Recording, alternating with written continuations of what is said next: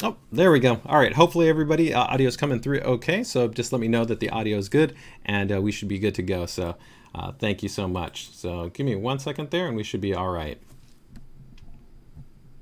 Go ahead and just wait there for a moment. Yeah. All right. Thanks so much, Joel, for letting us know. Everything should be good to go there in terms of the audio, so we should be fine there.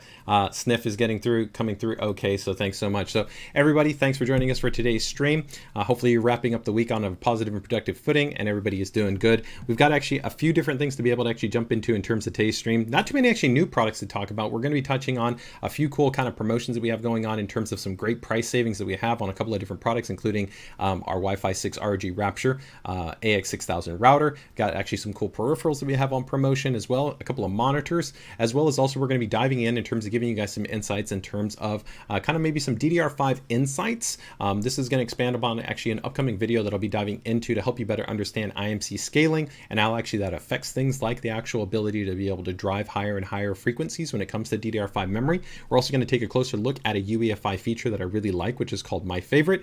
And of course you can see them right there, which is going to be the TUF Gaming 120mm aRGB fan. They are now finally available. They're a really cool fan. So I'm actually going to show you what the controller looks like, some of the cool functionality that you have available in terms of the dual LED array design and how that actually can give you some cool different lighting patterns, and that even if you don't want to utilize any software, it's going to be a great option for you to be able to go ahead and define kind of the look and feel for your system. So we're going to be diving into that as well. So let's see who we have joining us here on the stream. We've got ASG. Always happy to have you here, man. Thanks so much for joining us. We've got Michael joining us here on the stream. Thanks so much. Erica letting us know that our audio is good. Always happy to have Erica here on the stream. We've got David joining us as well. Sounds good there. Sue Min also joining us here on the stream. Fantastic. And let's see who else we've got joining us here. I think we saw a couple of other people. Griffin, Miguel. I think I already noted Sneff, and we've of course got a couple of people joining us here on the stream, but fantastic to have us. Oh, Pidgey PCs is already letting us know have 6 TUF Gaming fans coming and can't wait to get them. Very, very cool.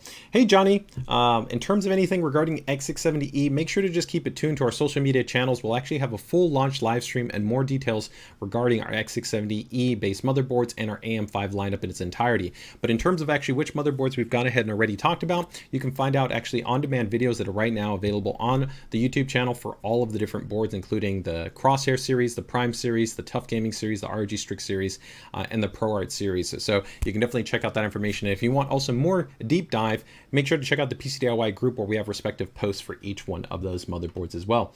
Hey, Daniel, happy to have you here. Oh, and hey, Cameron. Cameron, we're going to be checking out your build a little bit later on in the stream in the ASUS PCDIY Builder Spotlight. So very, very cool. So let's get ready to go ahead and jump into it. First and foremost, I want to go ahead and just give you guys a little bit of quick recaps in terms of just some items that we do have going on. So let's get ready to jump into that. So give me 1 second here. And the first item is, of course, I think a pretty cool one.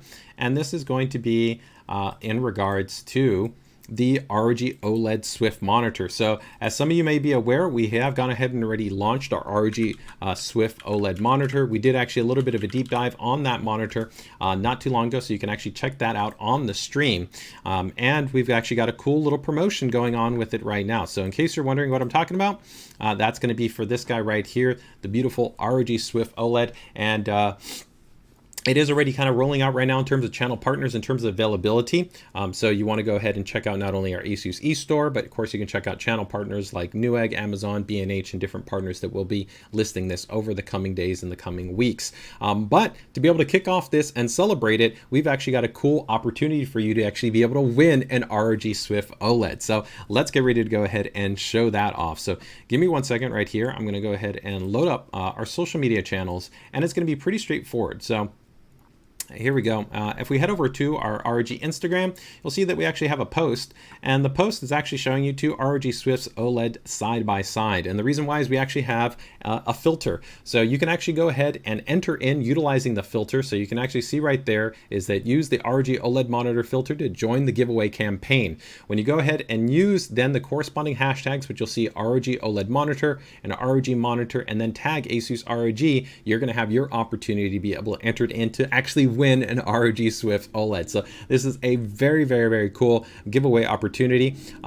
So I would definitely recommend to take advantage of it if you're interested in going into a big, large format monitor, being able to realize the amazing contrast that, of course, OLED brings to the table, and of course, a lot of the unique elements that we've brought forth within our monitor, including things like our anti-glare coating, a specialized heatsink design allowing us to reach higher peak brightness, as well as, of course, out-of-the-box color calibration, more extensive I/O connectivity, including USB-C and DP. There's a lot of really cool things that we've done to really make this, I think, a great large format gaming monitor. So I'm going to actually show you right here. We have a secondary social media post, and it actually shows you how to go through the process if you did want to use the filter. So you can see right there, just open up the app, go over to the effects. You're then going to want to search for the actual ROG OLED monitor filter. Once you go ahead and do that, you're going to go ahead and apply it, and then you can go ahead and utilize it. And you can see right here how it'll be dropped in there in that space. So it's also a cool little way that you can kind of simulate seeing what an ROG Swift OLED would look like in terms of maybe your desk setup and kind of your environment right there. So again, if you want your opportunity to be able to win one, make sure to go ahead and get in on this. This is actually sponsored on our high level firm in terms of ROG Global. So this is going to be the opportunity for an actual global giveaway. So very, very cool. Let me go ahead and drop that there in the chat for you guys, okay?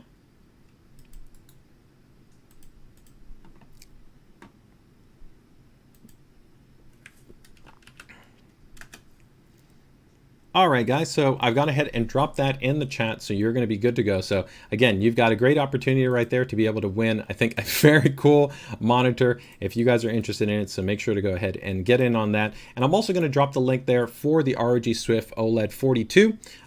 So let me go ahead and drop that in there as well, if you guys are interested in that. And we do have a full post in the ASUS PCDIY group, which I'm going to also go ahead and link you guys. It's a great community that, of course, we have there. And we have a full featured announcements for all kinds of new products as we release them. So you can see right here, we've got a first look preview actually on an upcoming ROG Rapture series mesh Wi-Fi system that we're going to be having. And we've done this for any new products we have. So if you always want to find out about the latest and greatest from ASUS, being part of the ASUS PCDIY group is definitely going to be the first place where you can find out about information, generally even before we're able to announce it right here in terms of our Friday weekly streams. So definitely make sure to join us there in terms of the ASUS PCDIY group. All right, so very cool. Let's get ready to go ahead and keep moving this along. All right, very cool. So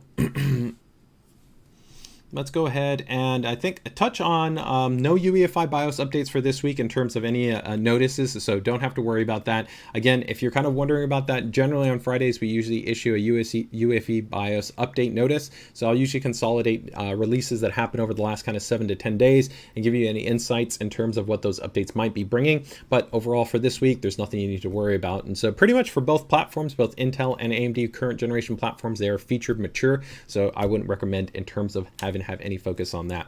Hey Roberto, don't worry, we're definitely going to be getting into the DDR5 tips there in a little bit, so we're going to have you covered in a little bit. All right, so next up, I just want to go ahead and touch on a couple of quick promotions that I think are going to be pretty cool for you guys to check out. And then I also want to see you guys in the chat. Let us go ahead and know, do we want to cover the My Favorites feature first, or do we want to cover the DDR5 Insights kind of tips and tricks first? So let me know which one you guys want to see, and we'll jump into that after we go through some of these quick promotions right here, okay? So the first promo that I actually wanted to be able to talk about right here is that I'm sure you guys, while there's of course a lot of hype and a lot of interest definitely coming up for, of course, the upcoming generation of Ryzen 7000 series CPUs that of course are going to be bringing PCI Gen 5 and DDR5, still current Ryzen 5000 series CPUs based on Zen 3 offer outstanding performance, and there's really some outstanding price points that are available right now. The 5800X you can see right here, actually a few days ago was even less than this at $200, I think $25. But even at this $250 essentially, it's 45% off its actually original MSRP pricing. So this is an outstanding board to be able to, CPU to consider if you're maybe looking for either an upgrade or maybe you're looking to be able to build a system. It's a really, really strong strong value proposition. And of course, unlike, of course, the transition over to AM5, AM4 is still allow you to benefit from, of course, DDR4, which is still a little bit less expensive, still offers a great experience, and you still have PCI Gen 4 support, which is currently not saturated or limited in terms of either GPU performance or storage performance, and also readily is supporting the next generation IO technology with direct storage. So even when that gets released from Microsoft, you will still be able to fully take advantage of that. So still a great experience in terms of that. So I have a couple of boards right here that I do want to go ahead and touch on that I think that if you're maybe interested in some good options, these would be a couple that you might want to consider. We've got the TUF Gaming X570 Pro Wi-Fi. This is actually on promotion right now. If you do check it out, similarly like on Amazon, it's actually a little bit lower price than this. This is a great board. You're going to, of course, have really nice connectivity with Wi-Fi 6 on board, 2.5 gigabit LAN, USB 3.2, including a Type-C header internally, and of course that PCI Gen 4 support for both graphics and for M.2 based SSDs. So this is, I think, a really strong value board in terms of kind of its features, functions, and performance. If you kind of wanted to step up to something maybe a little bit higher end, again, another board that we have at a really good price point is going to be the second generation version of the X570-E Gaming, the 2. And the big update here, outside of some nice upgrades like you getting Wi-Fi 6E and 2.5 gigabit LAN, ASUS AO noise canceling technology, is going to be specifically that this comes with dynamic OC switcher. So dynamic OC switcher is a really cool technology that we have that allows you to essentially have two operating states for the CPU. You can have kind of like a lightly threaded optimized scenario, which is really focused at frequency. So taking advantage of something like PBO with curve optimization, but then you could also have a more traditional per core CCX overclock, which would generally be kind of more of a multi-threaded type of overclock across all cores. And you can have that automatically shift depending actually on the load state. And that will all happen in real time. So that's a feature we originally introduced, and it was exclusive to our ROG Crosshair 8 Dark Hero. Then it was implemented on the ROG Crosshair Extreme.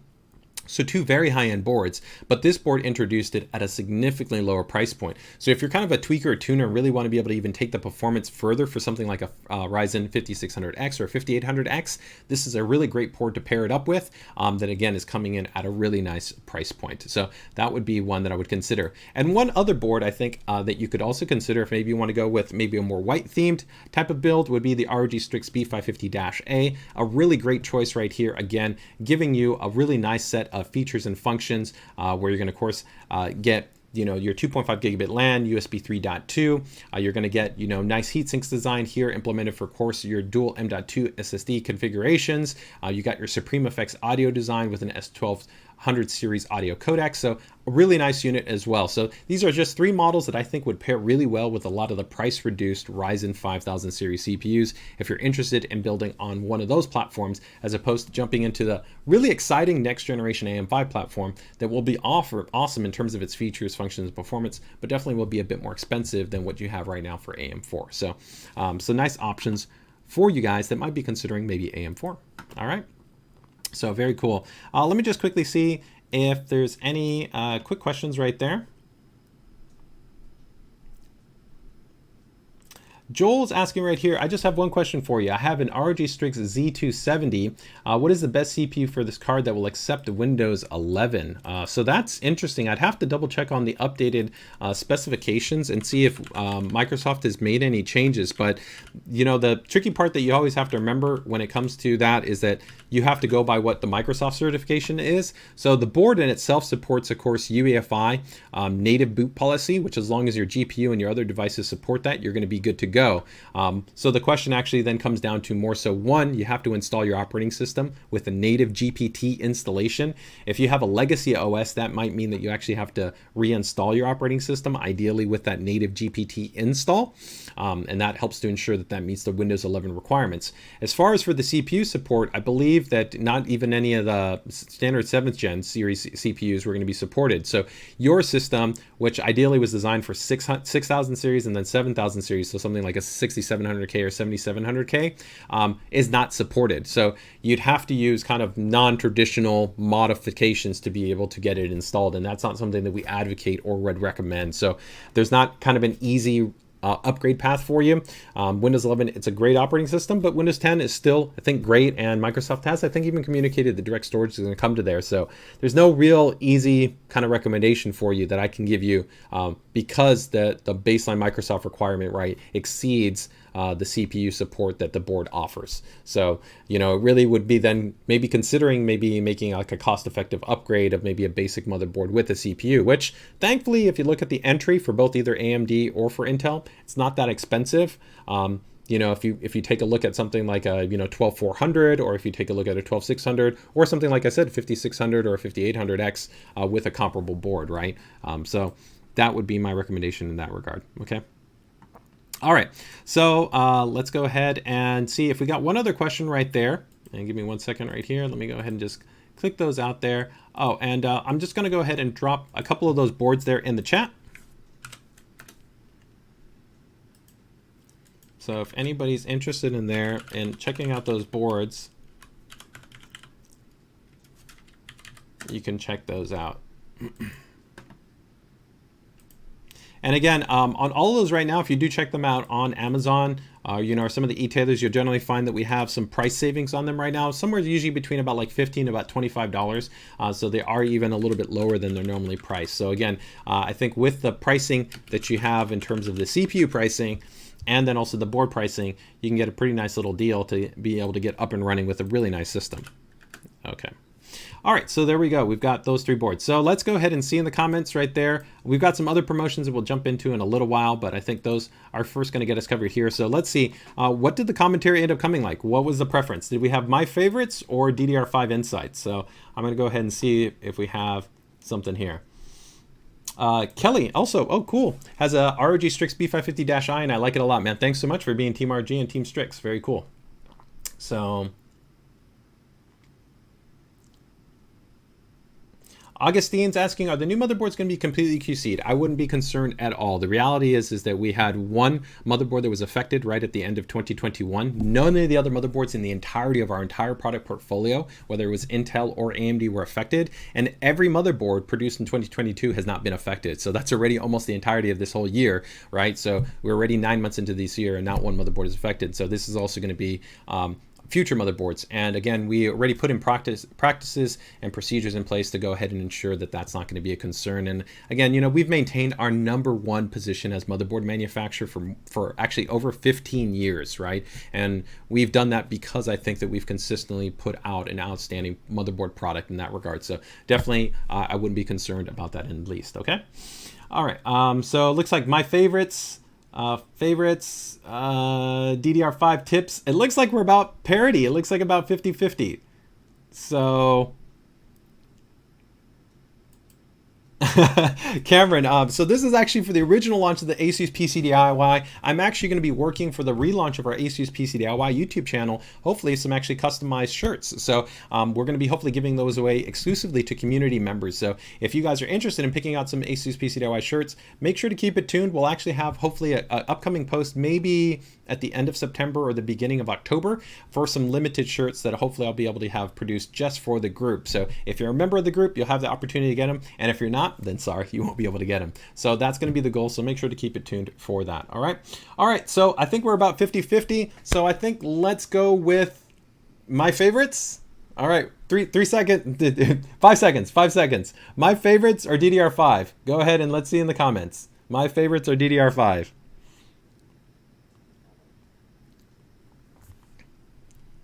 All right. And oh, DDR. We had some people come in, and I think it's still parity though in the fat. Okay, we had more people come in with DDR5. All right, so let's go with DDR5, guys. All right, let's make it happen.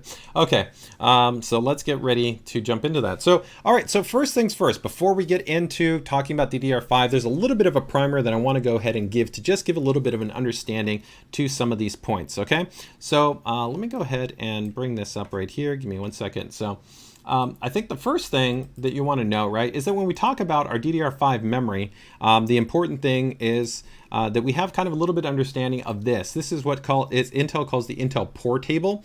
And so this table actually helps to define the way that the actual memory operates, right? So there's something that's actually built into the CPU that's called the Integrated Memory Controller.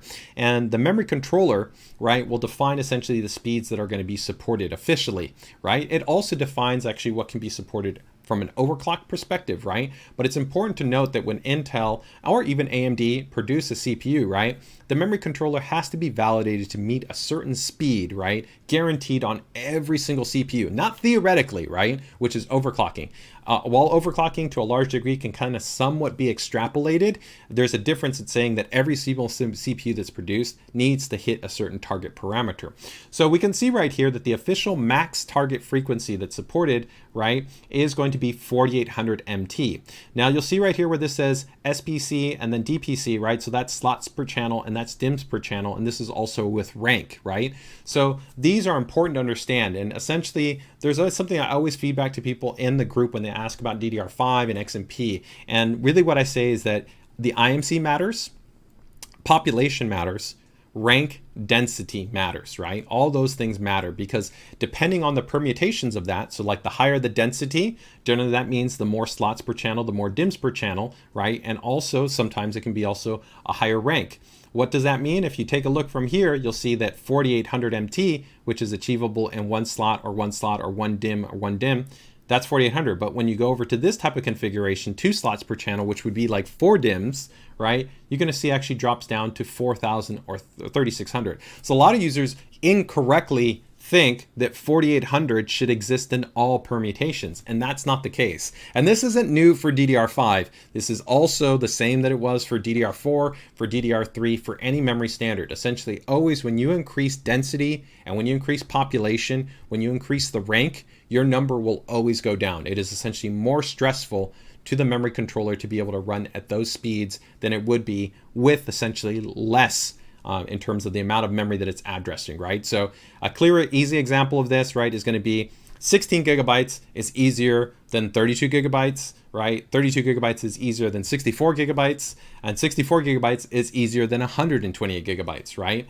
And in any one of those permutations, 2 DIMMs is always going to be easier than 4 DIMMs. And there's also an important point that I know that some people like to do 4 DIMMs because of the aesthetic. So they like because it all looks filled up. But technically, you are actually adding total end latency there because there's actually more addressing that's occurring. So technically, if you really cared about the best performance and the best scaling, you should always be targeting 2 DIMMs, not 4 DIMMs, okay?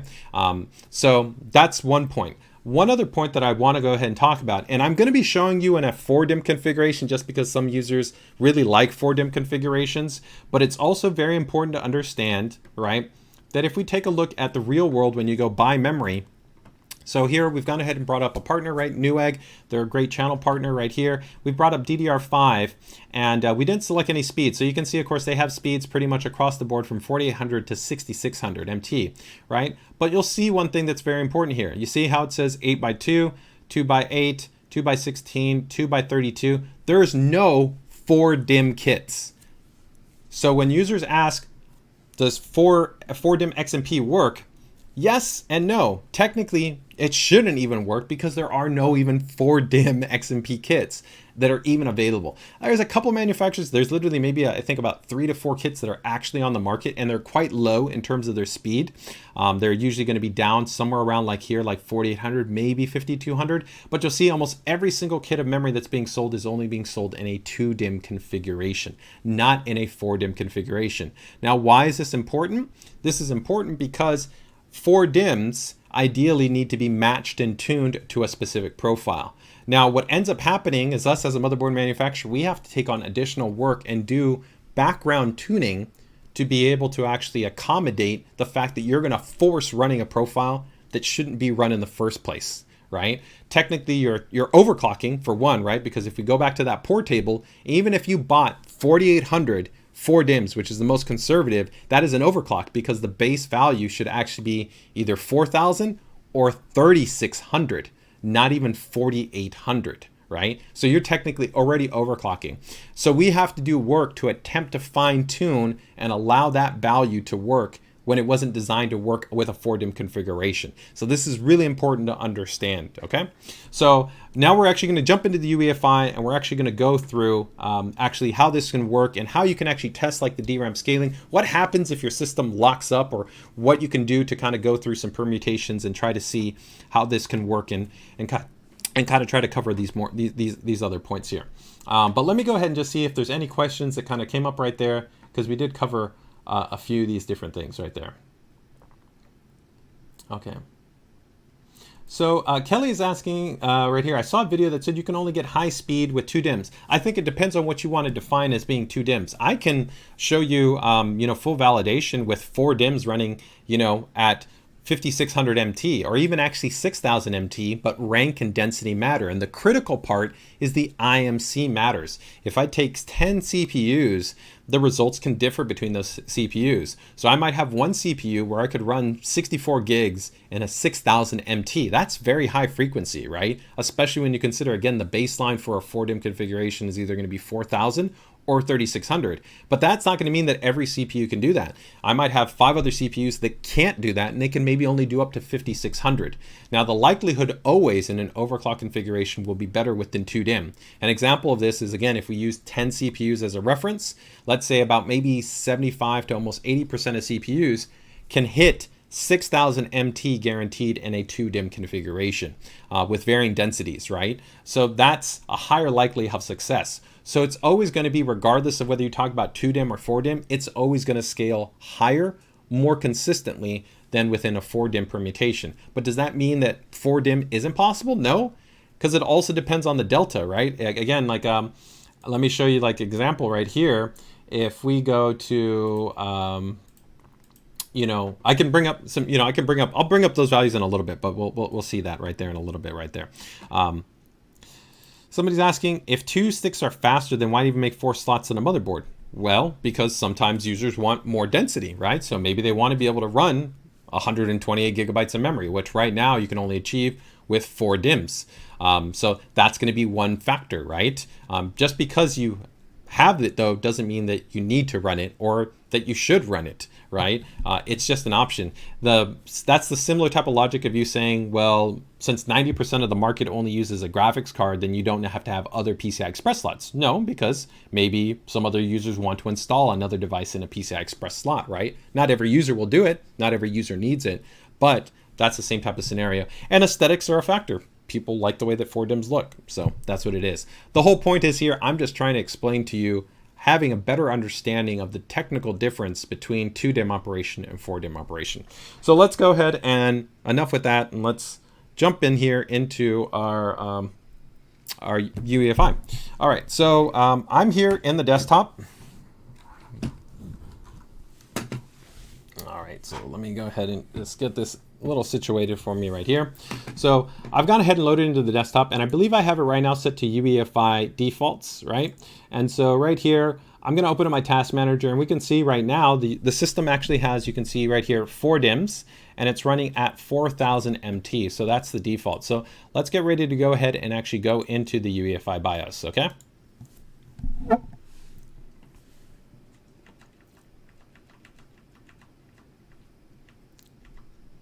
So IO specs is, would a single 16 gigabyte DIMM have a higher MT ceiling than 8x2? So technically, yes. 1 DIMM can even support higher scaling than 2 DIMMs. This is the reason why extreme overclockers can set even higher frequency limits, right, with actually only having 1 DIMM. But generally, most users are going to still run a dual channel, right, or 2 DIMMs as opposed to a single DIMM. Although DDR5 has a really big benefit compared to DDR4 that a lot of people haven't even talked about clearly, and that's because since it has a number of key technological improvements that really address improvements in efficiency, it actually almost simulates the same level of performance that you used to have for dual channel with 2 DIMMs under DDR4. This is part of the reason actually why, like in laptops, for instance, that even right now ship with only 1 single DDR5 DIMM, they don't really have a performance penalty present in the same way that they did with DDR4, where if you only had 1 DIMM, you really saw actually a drop down in performance. So overall, yes, there is a technical benefit, but for most users, there isn't going to be a realistic scenario to do this, because when you generally buy kits, you're going to buy a matched set of 2 DIMMs, right? Okay. All right, so let's get ready to go ahead and show you. So here, we've gone ahead and entered into the UEFI, and you can see right here, it actually lists for us that we are running at 4000 MT. And so if we want to actually get a little bit more information, we can actually head over here, and we can go over into some cool pieces of information that we have. So we have actually a tool that's called the Spd Tool. And the Spd Tool will allow us to actually see the memory that we have installed on our system per each channel. So you can actually see right here, we have channel A1, A2, B1, B2. Now it's important that if you do install memory, ideally you always want to use the prioritized banks, which is pretty much always going to be A2 right here and B2. If you actually installed two DIMMs, but you installed them in A1 and B1, you could technically have lower performance or even have potential instability. So it is very important to make sure that you do always populate in the A2 and the B2 if you're installing two DIMMs. Now, we'll see right here that it's actually showing us the different speeds that are supported on this stick of memory. So we can see right here, the reference JEDEC is 4800, then we have 6000, 56, and 4800. Now, why did the memory manufacturer give us three different profiles? Well, they gave us three different profiles because the reality is that these are all overclocked profiles. Even though Kingston has validated their memory, so the PCB, the actual firmware, the timings, the voltage, all of that to be validated to support this, right? And we can validate that also on our motherboard side. What isn't known is going to be the quality of the CPU, okay? The CPU is never going to be affirmed. And I want to show you guys one other thing right here on where this is actually sometimes pointed out, but it's not always super clear. If we go over here to take, for instance, like a different partner G-Skill, you'll see right here in very fine print all the way over here. Let's go and bring this up a little bit more. You'll see right here, it says enabling, right? Enable the Xmp profile to reach the rated overclock speed in the memory. Maximum memory speed and system stability depends on the capability of the motherboard and the CPU. And what that means is actually it depends on the quality of the IMC. So even though you could validate the motherboard, you could validate the memory, the thing that you can't validate with certainty is going to be the IMC. So generally, if you're going to be targeting a value, you want to try to target a value that usually is going to have a high likelihood of success. And like I just noted, right, the higher that you go, like let's say after 6400, the lower the likelihood that you will be successful. Now, does that mean that it's not possible? No, it could definitely be possible. I can show you right now 4 different motherboards all running 6400 without any issues. But is there a reality that if you bought like a 12600K, a 12700K, 12900K, that you might have an IMC that's weak and couldn't run that? Definitely, that is a probability. Okay, so just kind of keep that in mind there. Okay, so we've gone back here. So we have these different values. So we have 4 DIMMs installed, right? So let's go ahead and show you how this would kind of work, right? So from an end user scenario, at this point, this is working off of base defaults. So of course you need to enable your Xmp profile. So you can enable your Xmp profile in a couple of different ways. You could, one, go into the easy mode, right? And you could see right here, right, where you have, it shows you 4000 MT, and then here it shows you the JEDEC value, and you could go ahead and enable it this way, right? Or if we go back into the advanced mode here, you'll see that you have 2 Xmp profiles, right? So Xmp profile 1 will be an ASUS optimized profile. This is using the Xmp table, but it has a couple of auto rules and a couple of subtimings that have been tuned specifically to our topology and to the way that we've defined our firmware tuning. It's a little bit tighter, a little bit more optimized, and generally would be preferred, but it works best in generally a 2-DIMM configuration, not usually a 4-DIMM configuration. And part of that reason why is because you have to remember in a 4-DIMM configuration, it's more stressful. So there's a higher likelihood that you may not have this work because you're attempting to force something to run that was never designed to run in the first place, right? So that is Xmp1. Xmp2 follows the strict Xmp table that's defined by the memory manufacturer, right? And that would be loaded up. So we can see right here, this kit of memory is a 6000 MT kit, right? So I can tell you right here, I have a CPU, and I specifically put a CPU in here that has a marginal memory controller. It's okay, it's not great, but it definitely is not as strong as other CPUs that I could put in here that would allow me to have a 4-DIMM succeed at 64 gig, excuse me, in a this density configuration. So I'm gonna actually show you this will not work, but the whole point of this is to allow you to see what can you do if you bought this kit. How would you make it work, right? So I'm going to go ahead and load up 6000, and we're going to go and we're going to save and exit. Okay. So now the system is going to attempt to actually go through what's called training. So it's essentially going to attempt to load that profile and attempt to cycle through and try to see if it can apply this. Now I know it's not going to, it will fail. It won't be able to load it because the IMC cannot run this configuration. It's not going to be able to go ahead and run it. So eventually what will happen is after enough point, the actual system will lock up and it will generally crash. Now the crash could happen at a couple of different levels. Sometimes it could post and it would crash during booting up into the operating system. You could actually get into the operating system and then it could crash when you open up and load, or you could see that it would never even post. So it'll essentially kind of stay locked up on a screen and it might shut off and you have to power back on and clear the CMOS. So we're gonna wait, we're gonna let it go through its process, and then I'm gonna actually show you how you would want to then go into a secondary memory divider and then how to test for that. And this is partly the reason why the manufacturer gives you essentially different profiles, okay? So we're going to go ahead and just let it go through for a little bit. We'll let it run through, and I'm going to check to see if anybody's got any questions. Now, the memory training process also would keep in mind that if you're going from the baseline of 3600 or 4000 MT, generally this can take sometimes maybe 30 seconds to sometimes even maybe about a minute and a half, depending on how much memory you have. And again, this is a disadvantage of having more memory. The more memory that you have, the longer the training can occur. The higher the frequency, also generally the longer the training can occur. The more conservative or the more simple the configuration, the faster the training can occur. So there are some factors into that. You can't always necessarily say that one will take the same amount of time as another. In some situations, one could be far shorter, and in some other situations, one could take longer. So it'll actually go back a little bit more, okay? So let me go back here. So you can see right here, it is still actually attempting to train through. And like I said, it will fail because I know that this memory controller doesn't work. And this is where, if you guys are even really interested in more, keep tuned. I'll have a video on this where actually I'm going to show multiple CPU samples, and we'll show how actually directly when I swap out different CPUs, you can see even maintaining the same motherboard will have different results. And that's because the limiting factor here, what influences this, is going to be the memory controller. Okay, the memory controller will be key in terms of influencing that experience. So you can still see right here, it's attempting to cycle through. If I was actually to show you the debug code, you'll see that the debug code is actually still attempting to kind of cycle through, and it's still attempting to train through. So we'll give it a little bit more. Let me see right here if we've got any questions right here. Give me 1 second.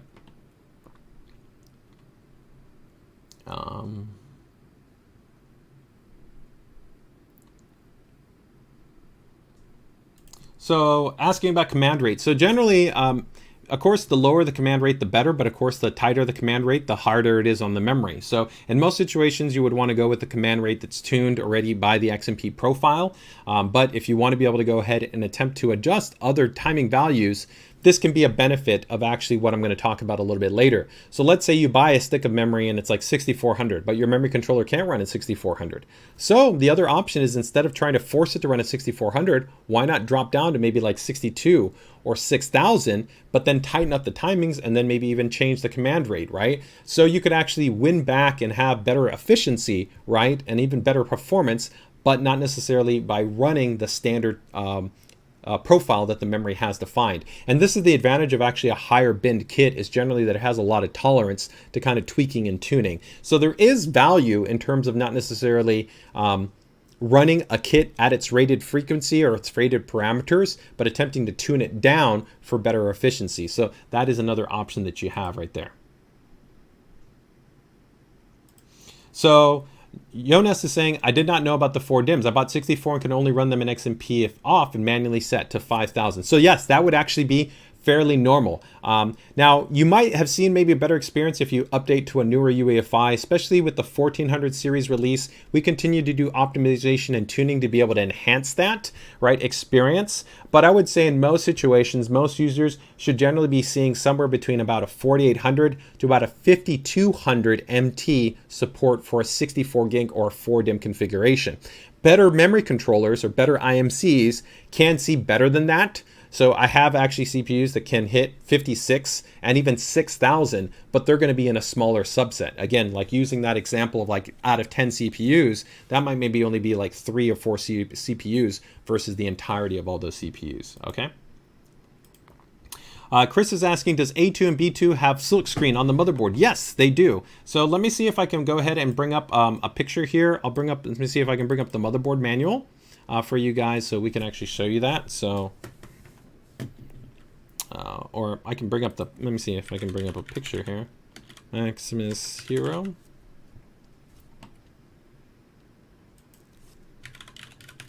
And I think probably in a moment here, we should probably have our board be just about ready here. So here we go. So here we can see this is a picture of the motherboard, and you can see if we get in really tight right here, you'll see that here's the actual silk screen, and you'll see that there's actually two little arrows right here. So you see how that little arrow is going right here, and then the other little arrow is going here right here. And on some motherboards, it's even a little bit clearer. It actually have like a little asterisk, and it'll even say first next to it.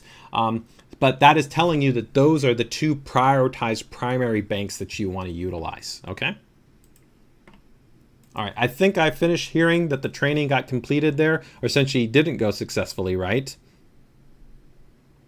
So Snef is noting right here on a Glacial, I can use 4 Delta. So I'm using Team Group Delta aRGB 6400 stable MT to 5600 MT. That's quite good. So he's got a pretty good CPU that's in there. And like I said, that's realistic. I would say in that kind of upper echelon of the best CPUs can see about that 5600 to almost about 5800. And few CPUs can hit that 6000 with full stability. So that's actually a pretty good CPU that he has there. Okay.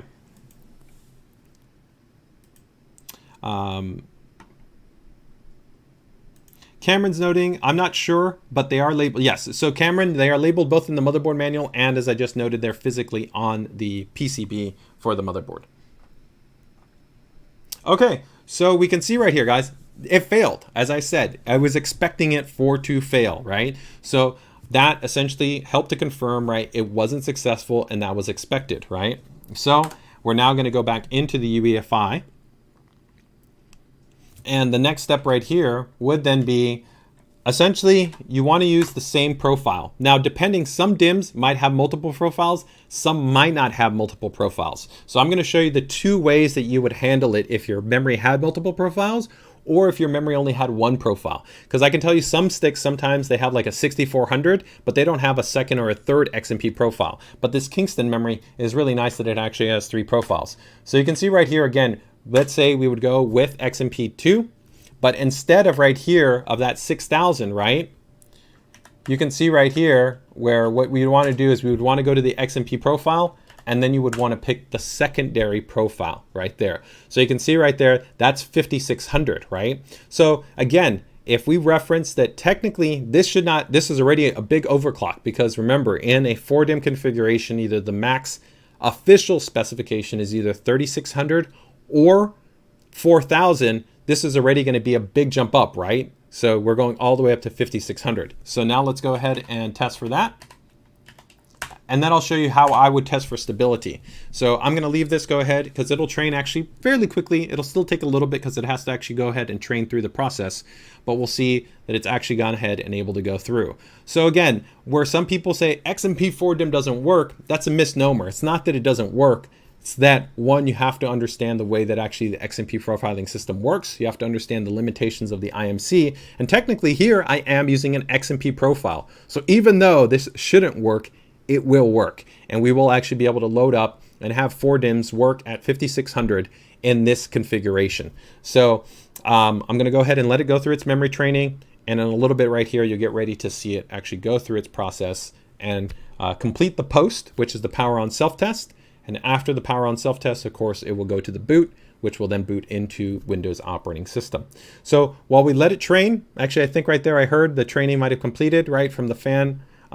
So probably in a little bit right here, it's going to get ready to kick on. So let's go ahead and just give it a little bit of time there. And let me just see if we have any other questions that kind of came up right here.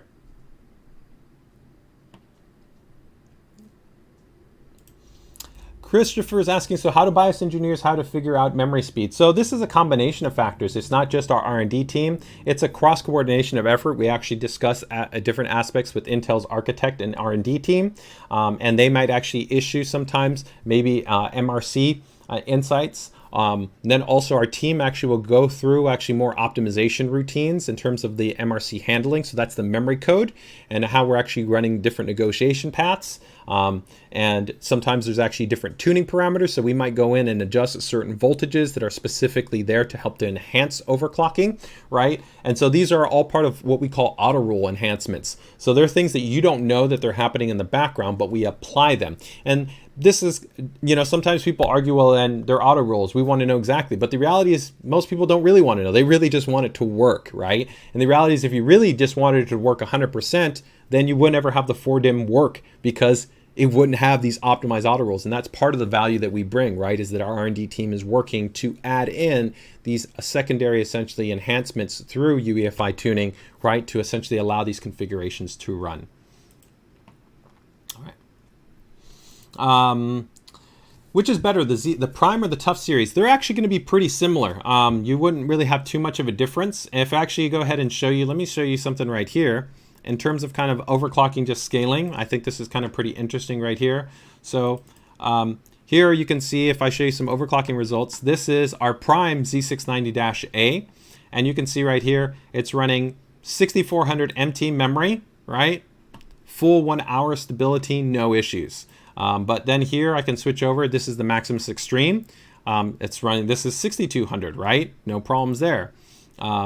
Here's, you know, the Maximus Extreme as well, right? Showing also same overclocking capability, but here we can go over to a different board. This is the Hero, and you can see 6400. Here is the B660-I, so not even Z690, but an ROG Strix mini ITX board. And then lastly right here, a ProArt motherboard, and they're all running 6400 MT. Overall, the overclocking experience is going to be pretty similar for the TUF Gaming and the Prime boards. I will say that the Prime board does have an advantage. It has our AIOC technology where the TUF Gaming series does not. So that can be of a benefit to you if you're looking for a more streamlined overclocking experience. Then the Prime series will give you a benefit in that regard.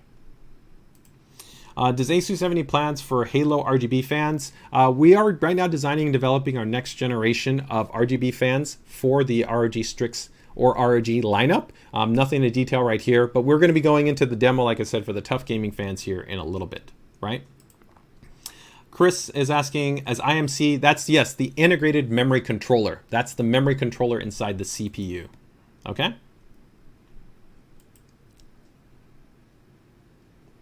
Hey Joseph, happy to have you here from Australia. So let's just see if our memory training is complete right there. So we're still waiting a little bit right there. We're gonna let it go through. It should be finishing up here hopefully in a little bit right there. Let's see right here. Will ATX 3.0 power supplies offer any additional benefits or perhaps have any future plans to utilize ATX 3.0? So there's a lot of different elements into ATX 3.0. Really the main benefit I think for most users is going to be the formalized support generally for PCI Gen 5 and the 16-pin cable, which is something that already we've implemented on power supplies that we have that aren't quote-unquote ATX 3.0, but we will have future ATX 3.0 specified base power supplies. Overall, some of the benefits that you have, especially when it comes to transient performance, can already be realized when you have a well-designed power supply that has a lot of capacitance and it has a good overall topology. So it's not necessary that you have to kind of transition to an ATX 3.0 to get a very good quality power supply, especially in relation to high transient performance, especially for graphics or for CPUs that are going to be overclocked or have a high demand in terms of their current. But of course it would be beneficial because they can be kind of optimally designed for that. So we can see right there, you see how all the lights kind of went off and on? That's the training that's going on. So the system actually went through essentially a reboot cycle. And generally that just means that it had to go through some additional kind of negotiation. That's normal. And again, generally this won't happen subsequently as you kind of complete the first training cycle. The subsequent reboots will be quicker in terms of actually how they go through. But it is also important to know that depending on kind of how much you're pushing the IMC, you can have sometimes a marginal level, which means it can actually pass through. But sometimes when the MRC is getting retuned during a post, it can actually crash. And that's because if it's very, very tight, think about it like walking like a tightrope. You can do it, but maybe every once in a while it might kind of slightly fall off that tightrope, and that could lead to a little bit of instability, which would mean that maybe you actually have to even come down again from that divider, or maybe loosen some of those timings. And that's where you might have to move away from using an Xmp profile, and you might have to use the profile, but begin to tune some of those values a little bit more. All right, so we're waiting right here. It should be coming hopefully in a little bit right there, because it just finished that essentially that reboot. So give it a little bit more there, and we'll see right there. Johnny's asking, will the Thor 2 launch at the end of September? Yes, that's right now our approximate hopefully time frame. I can't 100% guarantee that. So we'll actually have a formalized post in the PCDIY group, as well as of course here on the weekly stream, letting you know once we're actually getting ready to launch the 1600 watt. But the 1600 watt, then the 1200 watt, and last will be the 850 watt for the Thor 2 series. So just make sure to go ahead and keep it tuned here to our weekly streams or to the PCDIY group, where we'll have a featured announcements once we're actually getting ready to push it out in terms of channel availability. And what we mean by channel availability means when it's actually available online, right? So you can purchase it from like the ASUS store or Newegg or Amazon, or whatever partner it is that you're looking to purchase it from. Okay. All right. Let's go ahead and check back one more time. So we can actually see, you see right there how it eventually, okay, so there we go. So that's marginal, right? So that's that kind of next stage that I wanted to show you right there, where you can see the difference in that kind of IMC scaling experience, right? So that again, that's a normal process, right? But you can see right there, this is a way that you can test what is called like the DRAM divider scaling, right? So I knew this one would be able to scale from at 6,000 where that wasn't possible, and now you can see you dropped it down and you were able to tune in to that 5600 divider, right? So now the next step is I'm going to show you actually again how we go in the UEFI, and let's say you didn't have the different profiles, but how you could actually go about manually setting the memory divider. So let me actually get ready to go here into the UEFI. And if you don't know, this is a cool tip on terms of how you can get into the UEFI. If you get to this screen right here, which you can also launch from within Windows, you can go right here to this advanced options, and you can actually go here to UEFI firmware settings, and then press restart, and it'll automatically boot into the UEFI environment. Let me see right here. We have the same desktop background. That means we have good taste. I like that. All right, very, very good. Is there a time frame for the Ryu 3? No, make sure to keep it tuned. We'll have more details coming in the not too distant future when it gets to that. So you can see right there, now we've gone ahead and rebooted back into the UEFI. You can actually see that it did apply the profile, right? So there's 56, and we can see that 56 is running right here, right? But I want to go through and again show you guys a little bit how you would go through the process if you didn't essentially have these multiple profiles. So let's go back and we'll load up the defaults, right? And so an example would be, let's say you only had a 6400 kit of memory, right? So let's say right here, you did this, and you only had 6,000, right? So let's say you didn't have this or this. You might be like, well, then what do I do, right? Well, the next option would actually be to essentially go over here to the DRAM frequency and manually set the DRAM divider.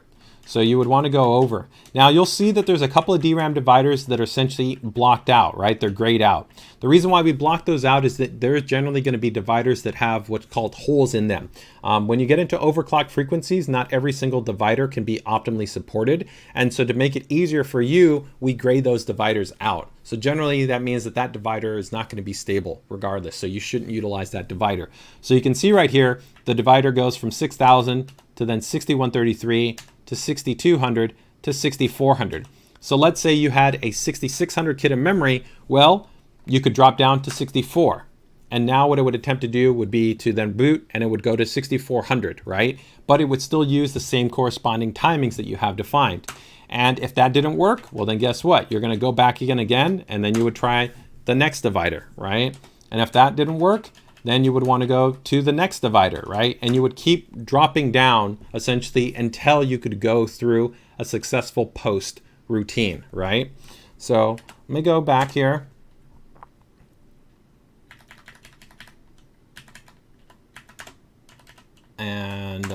fine. We'll just do this. And I'm just going to load this right here, which this is still technically also an overclock, right? And I'm then show you actually how we can actually run like a little bit of testing within the operating system environment. So essentially, once you got into Windows, well, how can you check that? Well, there's a couple of different options that you have in terms of stress testing. One would be inside of the actual UEFI BIOS. If you have an ROG series motherboard where you have memtest built into it.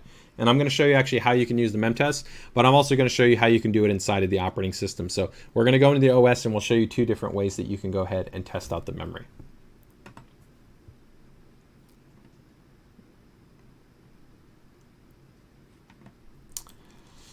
Can a BIOS update to the Z690 allow for, yes, so we have already issued an actual UEFI BIOS update announcement that states that all of our Z690 and B660 series motherboards will feature support for next generation Intel series CPUs. So we have gone ahead and already issued that baseline UEFI firmware update.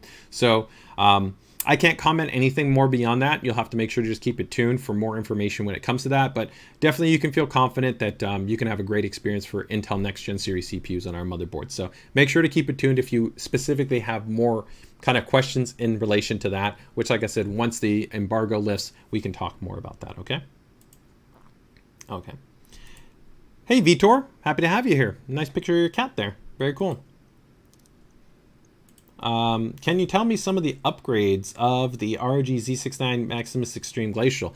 There's a lot to cover there on the motherboard. I would tell you to actually go check out our dedicated live stream that we did for our Z690 series. But the Extreme Glacial is pretty much the same as the Extreme board. The main benefit is going to be that it features the Ultra Block or the Uber Block design, which means that you get cooling for M.2, for the 10 gig LAN, for the VRM, for the CPU. It's all in that beautiful high quality block that's all built onto the motherboard. So if that's something that you really are excited about and want to go about, that's a great choice, but keep in mind it's not required, right? The VRM is already outstanding in terms of its efficiency and its thermal performance. So it doesn't matter whether you get the Extreme or the Hero. Any one of those boards, you don't have to water cool them to be able to have a great experience with full stability. You can also get a monoblock for the Extreme and for the Hero, which would still be able to cool the board to a very, very high degree. But those are going to be the main things. The other items are going to be the same essentially on the Extreme board. So things like supporting up to 5 M.2 SSDs or 10 gigabit LAN or Thunderbolt technology or the Anime Matrix, which you get here on the Extreme, but you don't get that on the Glacial. So just some items to keep there. All right, so let me go back here. So we can see right here, we've gone ahead and booted into the operating system, right? So what would you do now at this point? Well, the first step you're going to do is you're going to go into your task manager, and I would recommend check your frequency. So we can see right there, 4800, 4 DIMMs. So that helps us to confirm that value point. So that is going to be good to go, right? Now, you can also use some other utilities, like you can utilize, of course, XTU, which is free. It's available directly from Intel, right? Which would give you the ability to go ahead and do some tests, right? There's also going to be Ada. And so Ada 64, we do include a license with all of our higher end ROG boards for 1 year. It comes included with the boards. So if you wanted to run a memory test and also check the memory, you can go here to the CPU ID. And then right there, you can see right here that it's actually there, 4800. There's the timing information. It's all set. We're all good to go. And then if you want to run a memory test right here, you can load up the stress test. Excuse me. Sorry about that. All right. And then you could have system memory, and then you would go ahead and click that, and you'd be good to go. Usually from there, I then like to bring up my task manager, right? And I'd like to go ahead and leave that. Usually an hour is what my recommendation would be in terms of what you would want to run for the stress test. So you can see right there, now it's fully loading up the actual memory. So we can see right there, 64 gigs. It's now pretty much being fully loaded, and you'd be good to go. So that's one way that you could go ahead and validate the memory. And usually if it crashes, it's going to probably crash within about the first 15 to about 30 seconds if the memory's not stable. Now, in some situations, it might not crash a little bit later on until maybe about 15 or 20 or 30 minutes later. And that could be just an indicator it's a little bit more marginal, maybe just needs a little bit, maybe more voltage, or maybe one of the subtimings is a little bit tight. But usually an increase in voltage would probably help you to get it stabilized if the frequency, excuse me, if the instability presents itself after about 15 to 30 minutes, right? If it happens very early on, it means it's a little bit, probably a little bit more strenuous. And again, you could increase maybe some of the voltages or relax some of the timings, but it probably also means that the IMC is a little bit more marginal at supporting that value. Now, the other great way that I like to test for also memory here is going to be with an application called OCCT. You can get OCCT for free, but you can also pay to get the actual full kind of licensed version, and I do recommend it. It's a great utility right here. And when you open it up, you would essentially just go over to your memory. You can define the length of time that you want. I usually, like I said, do two states. One would be initially checking it for 15 minutes, and if it passes for 15 minutes, then I would switch it to 1 hour. And again, similarly, same thing right here. I'm just going to go ahead and click OK. Let it go ahead and run its stress test. And like I said, I recommend an hour. An hour is going to really be help you to ensure that you have a good level of stability for your memory. And again, just monitor, making sure everything's loaded up. But OCCT actually gives you a lot of this information right here where you can check usage, right, where you can switch over and you can actually see that information there. So you don't need to bring up the task manager to be able to check that. But it'll run through the actual stress test and help to actually confirm that everything is stable. So that is more or less kind of the baseline points, right? So again, you know, we've gone through helping you to understand how the IMC affects the overall interoperability and the stability of a system, right? And also then how you can go ahead and test the DRAM divider, right? So how you can actually go from one value to another value and test to see how your system goes ahead and posts successfully, right? Now, the last thing I also want to go ahead and show you is how you could do a little bit of kind of performance tuning to maybe go ahead and get a little bit better performance if you can't hit a higher divider. And then from there, we're get ready to show you guys the My Favorites feature, okay? So give me a second to go ahead and reboot here into the UEFI. And we'll keep moving that along. So give me 1 second right there.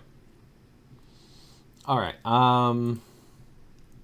Wait for the new RG cases. Render and the Citadel's beautiful. Yes, so we do have an upcoming kind of high-end ROG case, which will be following up the current Helios, the GX601. We haven't finalized, of course, the design for it. It's still under design and development. We'll probably have more information at the beginning of next year when it comes to that chassis.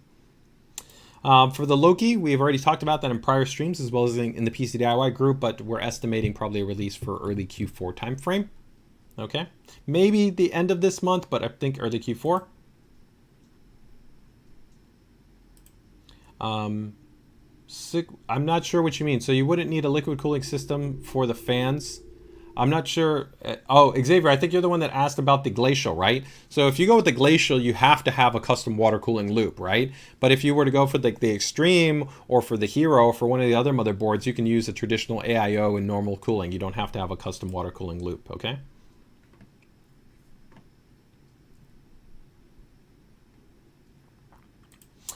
Somebody's asking, is RAM cache more efficient on DDR5? How well does it work? It actually works pretty well. I've had a good experience doing RAM cache and even RAM disks. I've been testing out with some RAM disk stuff. RAM disks are pretty cool, especially just because you have larger densities and just the throughput that you have within DDR5. It's pretty cool to actually be able to run your entire system browser straight from DRAM. So there's some actually cool things that you can do in terms of kind of just taking advantage of like a RAM disk or a RAM cache configuration. All right, so we're going to get ready to show you guys My Favorite feature here in a moment, but I'm going to also just show you how you could quickly kind of adjust your DRAM timings if you wanted to attempt again to drop down the memory divider that wasn't stable, right? But then be able to make up for it a little bit in terms of efficiency, right? So I'll show you that, and then we'll get ready to check out the My Favorites feature, okay?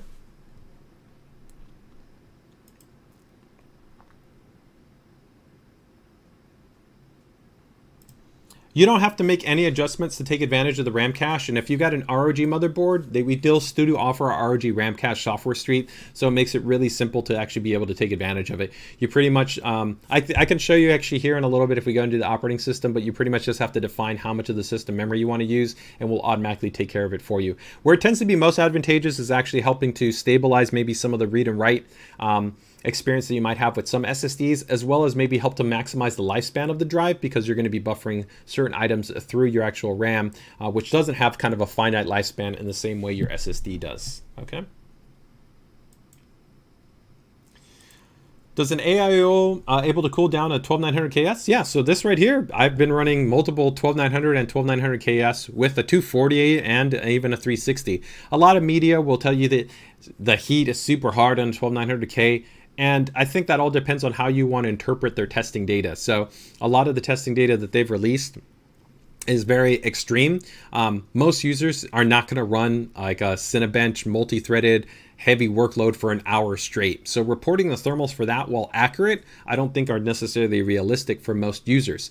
If what you're really doing on your system is gaming, general desktop use, watching videos, open up photos, email, general productivity, you'll generally find that the thermal load that you're going to have on your CPU is significantly lower. And we're talking in the range of, 20 to 40 degrees less than sometimes a stress test synthetic load.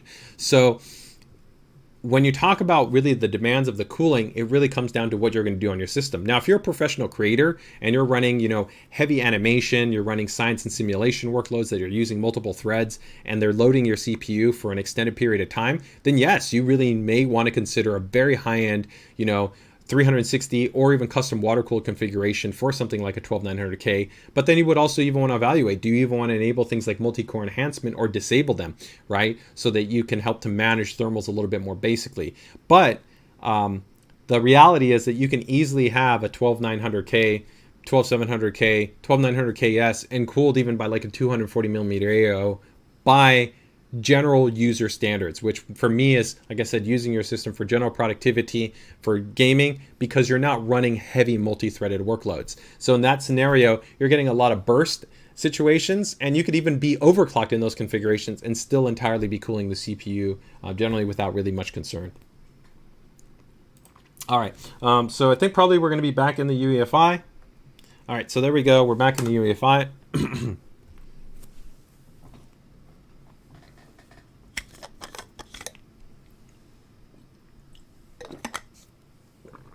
Okay, so the last item right here is, again, if you wanted to be able to go ahead and tune a little bit. Now you can see that Kingston actually already did this a little bit here with some of their profiles. It's not exactly correct in terms of getting more efficiency, but in examples like right here, you can see where you have this 6000, right? And you can see right there where you've got like 6032. But let's say you had a higher kit and maybe it's like 6038 or something like that. Or if it was like 6600, right? And it was like C40, right? Well, the thing is you could actually play around with some of these values and actually tune them differently, right? So an example of this could be that, for instance, like right here, you could do like, because you know that you can actually support tighter timings, right? So like 32 right here, and you see I like 56, right? So you could actually go with something like this value, so like 32, right? And you know that you've already tested this to be able to go ahead and go to a higher value. So an example of how you could try this out is do something like this. So let's load this profile up, but we're going to drop this down to like 56, right? And right here, you can see that you're keeping that set of timings, right? But if let's say your set of timings was higher for the higher divider, so again, it was something like 40, right? At that higher divider that you're coming down from, you could attempt to drop that down and you could go with like 38, or I would generally not jump more than 2, an adjustment value of 2, right? So don't go from like 40 to like 32, right? You want to go like in steps of 2, go like 40 to maybe like 38 to like 36 to then 34, right? But that would be kind of a way that you could approach that. And the advantage, like I said, is that maybe you can't run the highest divider, but what you can do is you can go ahead and drop down the divider, but then bring down the timings, which then improves the efficiency further, right? So that's, like I said, a way that you can kind of play around with it, right? So you could see how this is a permutation where you're not using that secondary profile, which that secondary profile would be 5600, 40, 40, 40, right? And instead what you're doing is you're doing that, say that 6000, you're using those timings, right? And then you're dropping down, right, the memory divider, because you already know that that memory can run at that parameter, right? So again, that would be like an example of something you could try. And if that works, then of course, then you would go through, sorry, okay, did I set that right? Yeah, I'm sorry. I loaded that up and I didn't need to. So yes, I already had it set there, right? But the examples, yeah. So we leave it there, 56, and then we would go to 56, right? And if you needed to adjust those timings specifically, right, then you could go in here into the DRAM divider, excuse me, the DRAM timings, and then you could just adjust them right here, right? So those would be the values that you would want, right? And then the memory controller voltage, again, if you also needed to adjust that, you could go in and you could adjust the memory controller voltage directly. But in most situations, you generally wouldn't need to. That would be right here. And in most situations, generally, I would say being somewhere between about 1.25 to about 1.35 is what you would generally want to target. And you would then go ahead and save that, and you would be good to go. So that's pretty much, I think, some of those hopefully general tips and tricks. Again, we'll have a dedicated guide that I'll be coming out with in the not too distant future that'll cover this a little bit more in detail. And then we'll also have, like I said, a dedicated video that will go through the IMC scaling to help you understand how different CPUs can actually act differently with different types of DRAM configurations. So we'll get ready to wrap this up and then show the My Favorites feature here. But let me see if we had any kind of rounding out questions right there. So give me 1 second here. And I will just see if we have any questions that still exist there.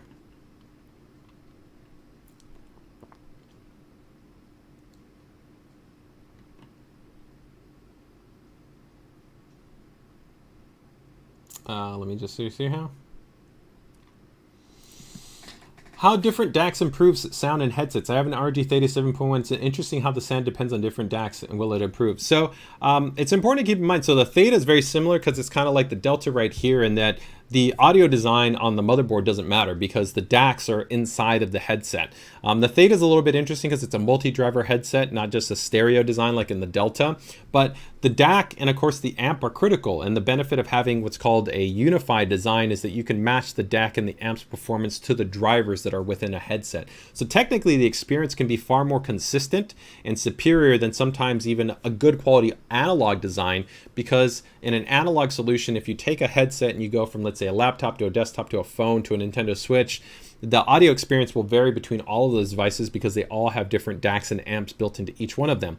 The benefit of like a DAC and amp built into the headset, like here what we have with the USB-C on the Delta, is that when you take it from a laptop to a desktop to a phone, the experience is consistent between all of them because the DAC and the amp, as long as it's receiving pretty good power, right, is going to be pretty much consistent across all of them. So that is really the main benefit of the DAC.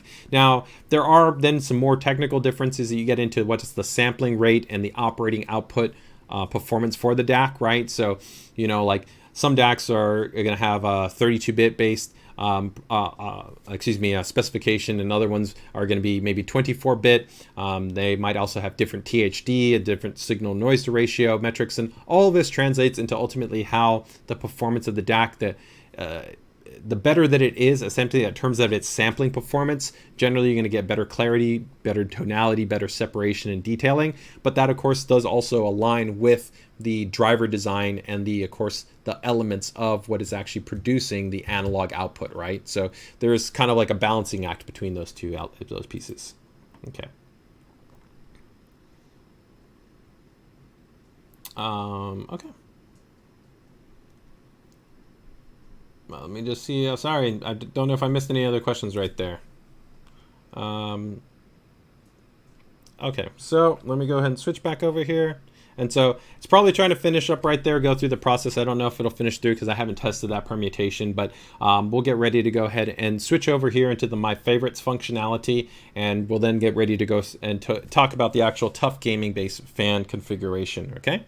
So let me just see right there. Any last questions right there? Any plans to use AKM DACs in future products? Maybe. AKM makes some really great choices. The thing you have to remember is that when it comes to different selections in DACs, you have to look at the entirety of the way that the DAC's been designed to be utilized. Some DACs are best utilized with a high level of power that's supplied for not, let's say, maybe mobile solutions.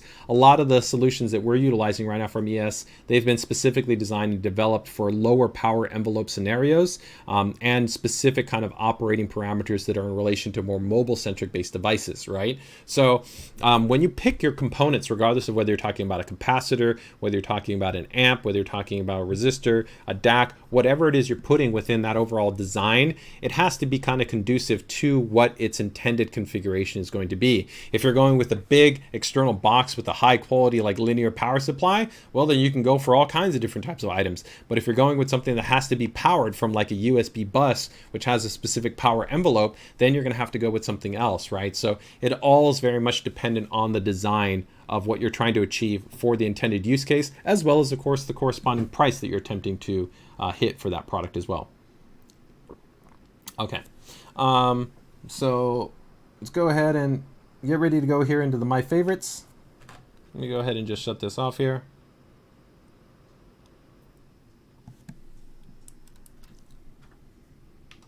All right, so we're going to go into the My Favorites function here in a little bit, guys. While we get ready to jump into the My Favorites there, it should be pretty quick because we're going to be jumping into the UEFI. Just gone ahead and cleared it. I do want to go ahead and just touch on a couple of other quick items right here. So give me 1 second.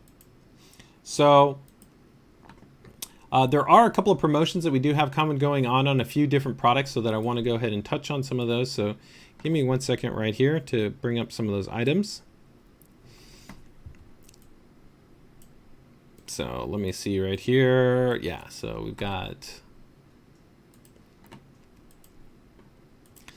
first one right here that I just want to quickly touch on while we get ready to go into the UEFI here is going to be the ROG Rapture right here, the GT AX6000. This unit right here, you can get it right now for $70 off. It's a great price. If you're looking to finally upgrade to Wi-Fi 6, this unit has a 2 gigahertz quad-core SoC. It has 2.5 gigabits LAN on it, and it's an outstanding unit if you're looking for something that has great range, outstanding throughput in terms of speed, and really great connection. So if you're also going to be upgrading to multi-gigabit LAN ISP service, it has a 2.5 gigabit WAN and 2.5 gigabit LAN. So that's going to be great. You still got the 4 WAN ports. It has a dedicated gaming port. And you also have, like I said, that 64-bit 2 gigahertz quad-core SoC. And this unit does also support our AI mesh technology, which means that you could pair 2 of them together if you need even broader coverage. But again, $70 off right now on this unit is a really, really great deal if you're looking for an upgrade to jump into Wi-Fi 6. Okay, I'm going to go ahead and drop that one there in the chat.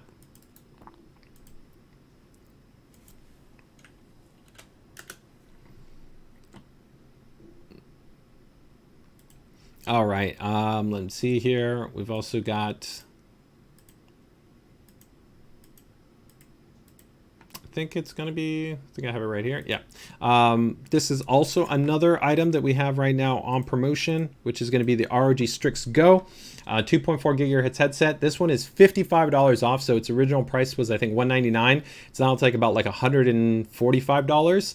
So this actually comes included with the USB-C dongle, 2.4 gigahertz. That means you can just take this little adapter or this dongle. You could put it on your laptop, you could put it on your Nintendo Switch, you could put it on your phone, and you would have that 2.4 gigahertz outstanding low latency experience. So it's a really great option if you're looking for a wireless-based headset. It's very lightweight, it's comfortable. It has a nice case that comes included with it, so it has a full down design so you can wear it around your neck. It's a little bit more compact. It also has a detachable microphone that's present into it, present with it, and it does actually have AI noise canceling. The cool thing too about the way that the actual microphone design works on this is that you have actually 2 mics that are present on here. So even if you take this on the go and as a more normal headphone, you still actually have a microphone that's built into the headset. And then of course, for the best audio quality, you have the boom mic, which you can attach. So there's actually a dual mic design that's built into this unit. It does have quick charging support as well in terms of actually the battery life. So you can get 3 hours and 15 minutes and up to 25 hours in terms of maximum overall battery life. So you got on-screen buttons right there, USB-C in terms of the connectivity. Again, this is $55 off right now. It's a really nice headset for that price point, okay? All right, so I think we're in the UEFI. Let me get ready to jump in here into my favorites. And I've got one other item right here before we get into that. One more right here. Yeah, this is going to be the TUF Gaming H3. So this is one of our value-oriented headsets, and I really like this headset for the money. It's already very inexpensive, but right now it's $17 off. So I think it's like, I think 35 bucks or something like that. But it's got a nice punchy, dynamic soundstage to it. A little, I won't say bass heavy, but it's got a little bit of that V kind of shape to it, but it's still clear and intelligible in terms of the mid-range. Good soundstage in terms of the upper frequency as well. Large 50mm Essence drivers. It's lightweight, it's comfortable, clear, good intelligible microphone. Construction is good quality. It's an overall very, very solid mic. If you're looking for something that doesn't break the bank, this is a great option, you know, and not being super expensive, but sounds good, has a good microphone on it, and like I said, is definitely on the lower price point. Again, right now, $17 off. I think this brings this headset to under $40. So that would be another one that I would recommend right here. All right, so let's go into the UEFI here. All right, there we go. All right, so let's show you guys here this feature. This is going to be my favorites feature. And then we're going to do the TUF Gaming fan right here. So the cool thing that I really like about the way that the My Favorites feature works is, if you guys have never seen it, it's this little button that's over right here. So I'm just going to load the defaults, right? And the nice thing that I really like about this is that you can actually customize that tab. So the way that it works is that right here you can see that you have these different options. And so I'm just going to go ahead and recover the default. And the default will actually give me some different options right there. And I will escape out. And then if I wanted to go over and go to that My Favorites tab, right? Sorry, let me go ahead and just actually delete them all. We'll escape. And so you can see right here that there's nothing that's listed, right? This is empty, right? And so normally if you wanted to go through and make all these changes, you would have to go to this field, right? So I'd have to go here to AI overclock to enable the XMP. Or if I wanted to go into my QFan tuning, right, I'd have to go into the QFan control, right? Or if I wanted to change, you know, a specific, you know, DRAM voltage, right, I'd have to go and either go to my frequency if I want to change the frequency, or if I want to go and then change my IMC, right, I got to go all the way over here to, of course, my different DRAM voltages over here, right?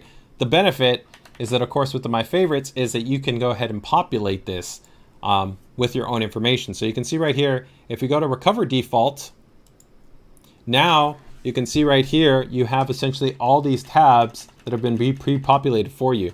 So an example is, let's take a look and see what we have pre-filled. Right here, DRAM frequency, it's already right there for you. You don't need to go ahead and add it. If you wanted to go ahead and have overclocking, you could define, do I want AI-based overclocking, or do I want to go with sync all cores? And then the core ratio is right there. So if I wanted everything to be, I don't know, you know, 5.8, right? Of course we can't do that, right? But you could see what I mean, right? Is I could go through and pick that, right? If I wanted to go with core usage, then I could go ahead and define the core usage ratio, right?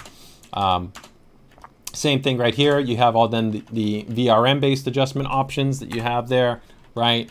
DRAM voltages that are here, right? QFan, you can see that you are your QFan profiling. And the nice thing is you didn't have to kind of go through all these different sub-menus, right? I didn't have to go here into monitor and then go into QFan. They were already all in that one primary page, right? So it makes it simpler. And the cool thing is that you can go ahead and customize this. So if I delete these all, but then I wanted to go ahead and add something. So let's say here, I want to go to Extreme Tweaker, right? And you can start to see you have all the different parameters that are available to you. So you can go in and you can pick which one you want. So if I want to go here and let's say I want to have my Overclock Tuner, right? I can go ahead and add that, right? So, okay, AI Overclock Tuner. I want to have my voltage caps, right? I want to have that. I want to have my VF point offset, right? I want to have my AI OC features, right? You know, monitoring information. I want maybe temperature information you already have there, but maybe I want to have like the fan controls, right? Tools. You know, I showed you guys like the Spd tool. Maybe I want the Spd tool, right? Maybe I want my mem test, right?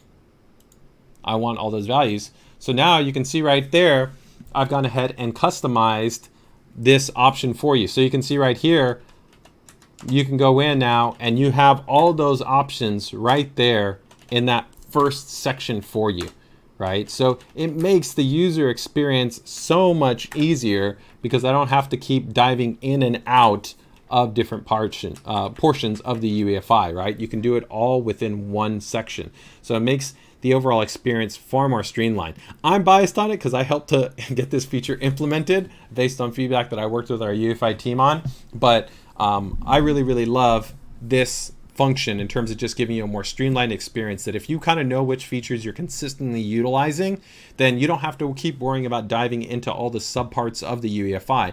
Just pick the parts that are most applicable to you, that you find are going to be most important to you, and just list those within your My Favorite screen. And then from there, you don't ever have to go jump into all these other sub values, right, or sub fields. You can just go to that My Favorites and define exactly what you want to make the overall experience that much more streamlined. So that is going to be your My Favorites option. Very simple, but a very powerful tool.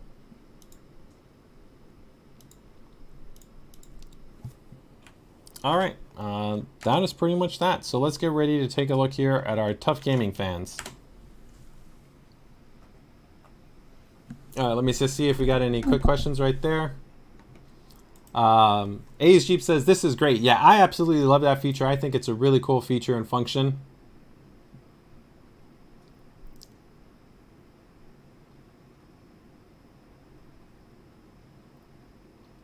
Miguel says, yeah, this is the best feature of the UEFI. It is really a great feature that is within the UEFI. Okay, very cool. NSW Mod says, awesome, very cool, thanks man, I appreciate that. So let's get ready to go ahead and jump into these TUF Gaming fans right here. Get a little drink of water.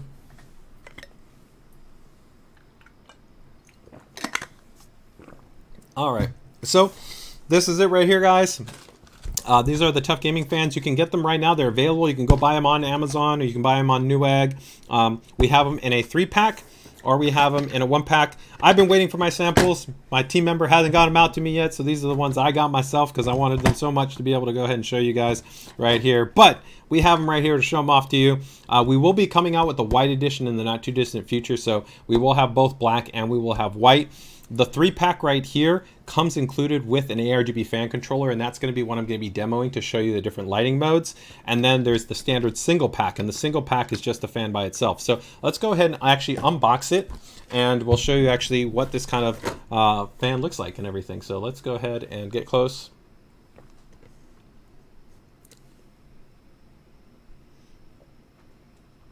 All right, so here we go.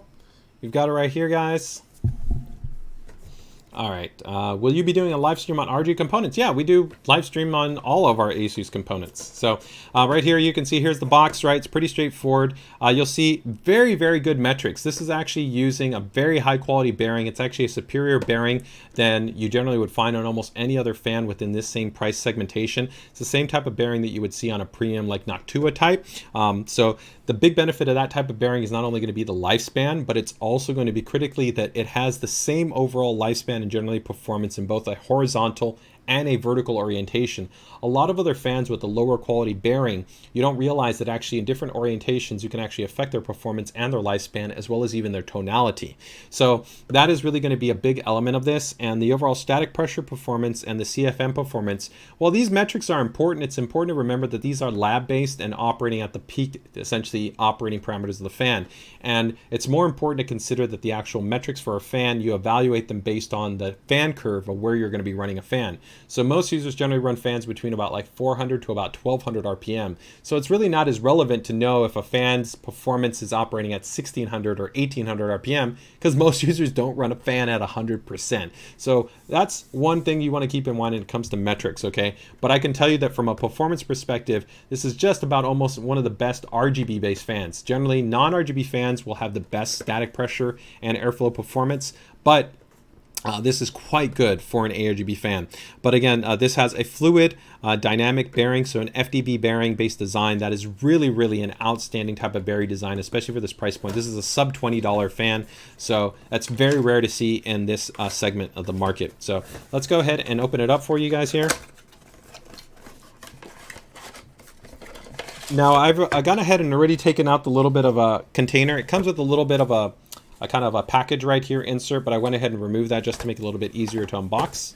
Okay, and so here you guys can see the fan right here. It's a really nice, clean looking fan. You'll see right here that it of course has a sticker to make sure to peel that and remove that before you do that.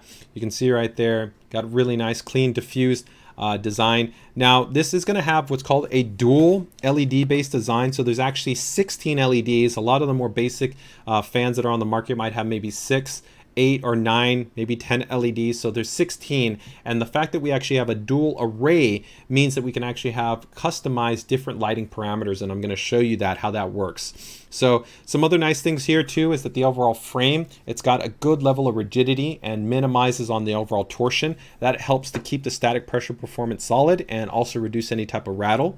You have the built-in, of course, bumpers right here, which it helps to, of course, absorb a little of that vibration that can travel into your chassis. And that's not just on the front, but it's, of course, also on the back. So it's on both sides right there. So it's going to be on the front and it will be on the back. And then in terms of the connectors, it's very straightforward. You got a standard 4-pin connector, which plugs into any of the headers on your motherboard. And then you have your 3-pin aRGB cable, which would plug into any one of the aRGB ports that you're going to have on your motherboard or your aRGB controllers. So the great thing about that means that you don't have to have any proprietary controllers or something like that, where if you have like a Corsair fans, you have to use their commander node or something like that to be able to control the lighting. That is not required for us. So you have a very simple, lower cost effective implementation in terms of the overall fan design right here. So this is going to be the overall fan, and I'm going to go ahead and show you guys the TUF Gaming aRGB controller. So let me go ahead and actually shut down the system here really quick. And give me 1 second right here. I'm just going to shut down the system so I can unplug the controller quickly, and then we'll show you the demo of the fan itself. And while we're doing that, let me go ahead and drop these in the chat, so if anybody's interested in checking these out.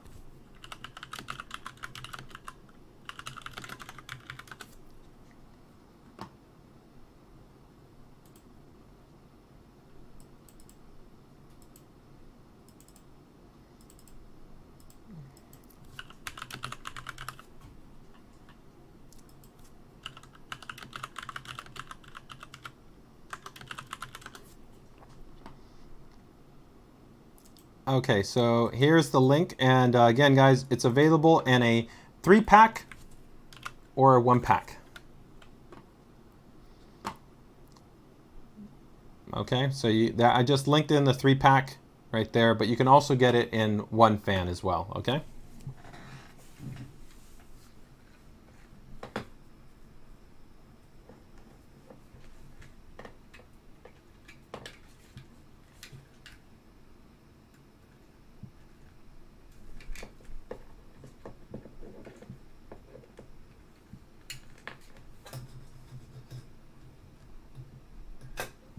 Okay guys, so here we can see we've got the controller.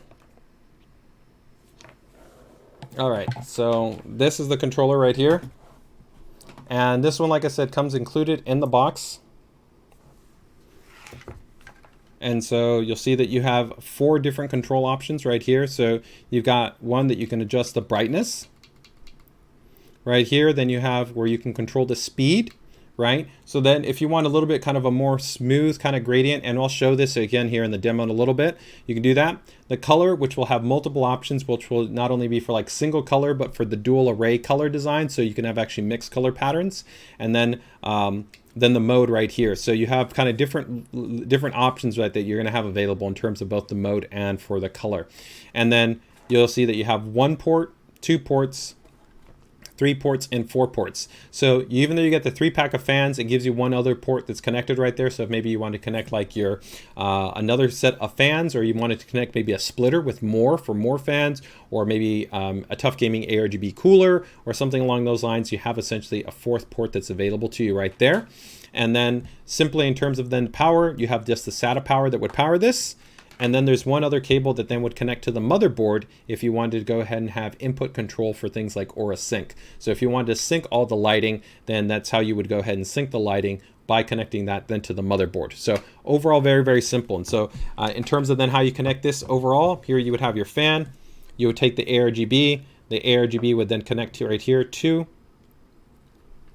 the controller right there, very simple. And then the other end would then connect to one of the fan headers or fan hub, right? So that's it. Very, very straightforward. No issues in that regard. So I'm going to go ahead and now reconnect this, and we're going to go through the actual demo right here. So give me 1 second right here. And let me just see here quickly if there's any questions right there. So Snef is saying, I'm waiting very hard for the white version, planning a full white build in the GT501 white and using white. That would be fantastic. Yeah, we're going to have the GT502 in white and then the TUF Gaming fans in white. I think that's going to look absolutely fantastic. I would agree.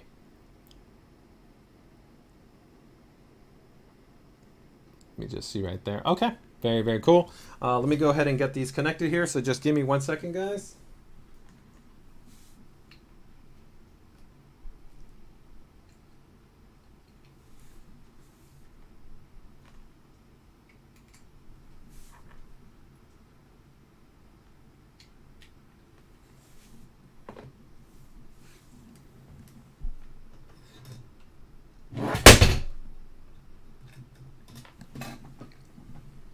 There we go. Had our radiator fall right there, but hopefully we can get that. Okay, there we go.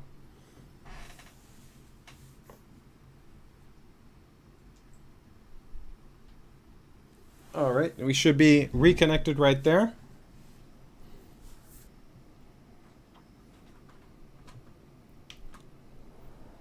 All right, very cool. Okay, so we're gonna get ready to go ahead and go through that drop test. Yeah, Ace Jeep. Yeah, a little bit of a drop test right there. I debated actually putting a little bit of a stand there, and I was like, I'm not gonna need it. I'm not gonna need it. But there you go, right? Sometimes that happens, but it is what it is. So pretty straightforward. So you're gonna see when I start making the changes, keep in mind that the changes themselves, they are going to be based, of course, on me making the adjustment within the controller. Now, most of you are already familiar. Of course, you could make changes inside of the operating system by going to the Armory Crate software if you wanted to use Aura Creator, or you want to use the presets in Armory Crate. But I want to go ahead and show you guys the options that we have available here utilizing the dedicated controller, okay? So let's go ahead and first take a look at the actual brightness values. So here you can see, I think this is right now at its peak brightness. And so now we're going to go ahead and drop it one. We're going to go ahead and drop it again, and we'll go ahead and drop it again. And so again, that's nice sometimes if you just want to be able to have the flexibility to have maybe something be a little bit softer. You want a little bit more of a minimal lighting. And again, you don't have to use any of the software in the operating system. So this is the great thing about having the hardware-based controller option. If you want to go through and have customization available to you, you can do that there. So right there, we're going through and we're just making a little bit of adjustment, and we're going back through. And you can see right there. So you can adjust, that is the brightness scale, right? So next there, I'm gonna go ahead and maybe drop that a smidge, and we're gonna go to speed. So you also have the ability that you can adjust the speed of the LED lighting. So if you guys can look closely, you'll see that it's getting a little bit slower, right? So again, this is nice depending on some patterns. Some people favor having a little bit of a kind of smoother kind of overall kind of lighting scheme, and then other people prefer to have it be a little bit more quick. Right? So there you can see we've gone ahead and sped it up. So now if I go ahead and increase the brightness, you'll see that it's a little bit more dynamic right there, right? You can definitely see that that's moving a little bit more, right? And so there, I've now gone ahead and kicked it up a bit more. So you have, again, so that's brightness and that's speed. So now let's go over to the next item right here. So now we've gone and switched over in terms of mode. So from here, from mode, now we're just in single colors. So we can see that we have kind of a classic white. And again, if you wanted to go ahead and adjust that, you could adjust the brightness scale.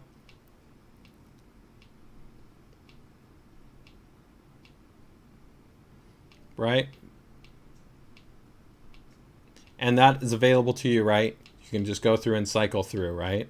But now I'm going to go back over here, and we're going to go through different colors. So we got one color, and we go to red, go to like a mix of like a yellow and kind of orange right there, green, blue, kind of like a pink purple, right? So you can see right there, you can just toggle those through. So you can toggle through the colors. So that's fixed. That's not generally an RGB base value.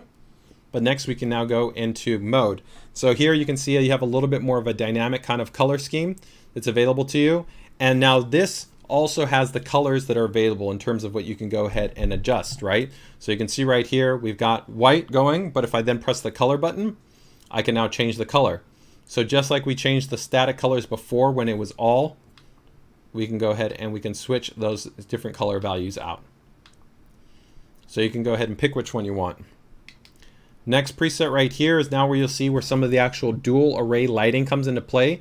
So you actually see right here in this one, it's actually transitioning through different lighting schemes. So as it's going through the different lighting schemes, you'll see that the two LEDs, the two zones, right? One set of 8 LEDs and the other set of 8 LEDs have a different lighting pattern.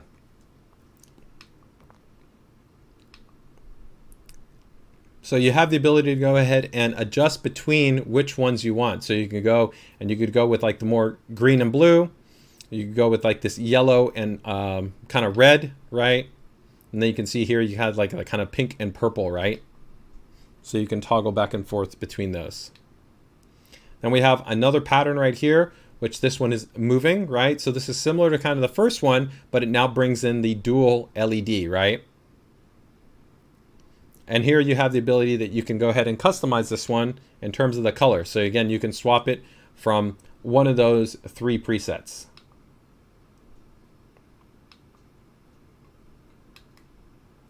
And so then here we have another mix pattern. And on this one, you can see where you have like one color's at the top and then another color's kind of at the bottom, right? And again, here you can also change that up. This one's one of probably my favorite aesthetics. I like this one a lot.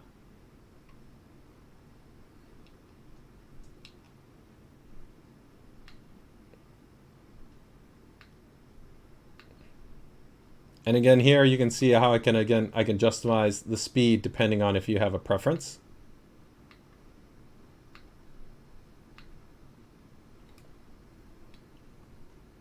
And then now we go over to another mode, which again, this one is similar to kind of the prior where we can shift one to the other, but it doesn't mix, but you can go through and you can cycle through the different options. So this one would allow you to go from one mode to another mode, and you can pick which mode you would want it to cycle through.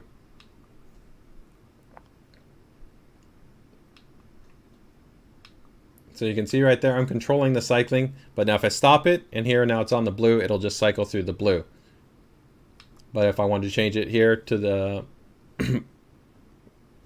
to the purple and to the blue, it'll cycle through that.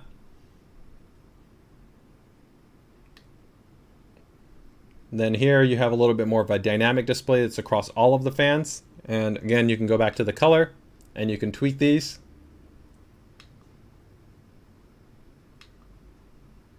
You can also adjust the speed here as well.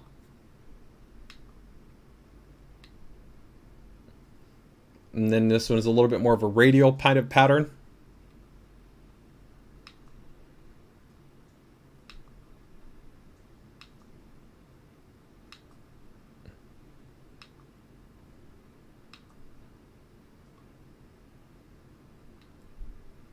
And then you'll see that it goes to the last, which is an off, and then it will cycle back to the last one, which will be the rainbow.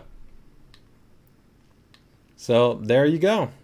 That shows you essentially the different presets that we have available for the TUF Gaming aRGB fan. So again, that was all done through the software.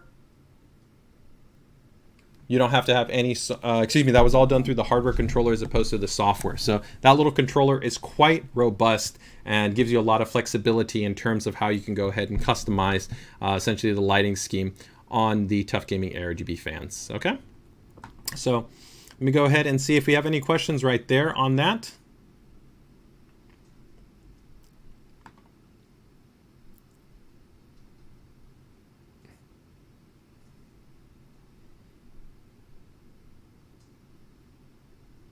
Okay, let me just go ahead and see.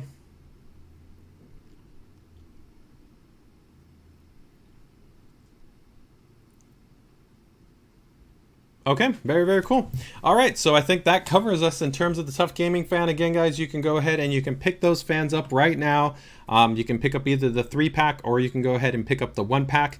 I'm a big fan of these fans, so you know, we would love to see your guys' feedback, and we know already we have some people in the community that have utilized them. Snef has also had these in some of his recent builds, and you guys can definitely check those out also in the group as well as on his Instagram if you guys haven't checked them out there.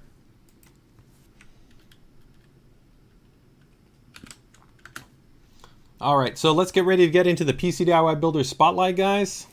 Let me see right here.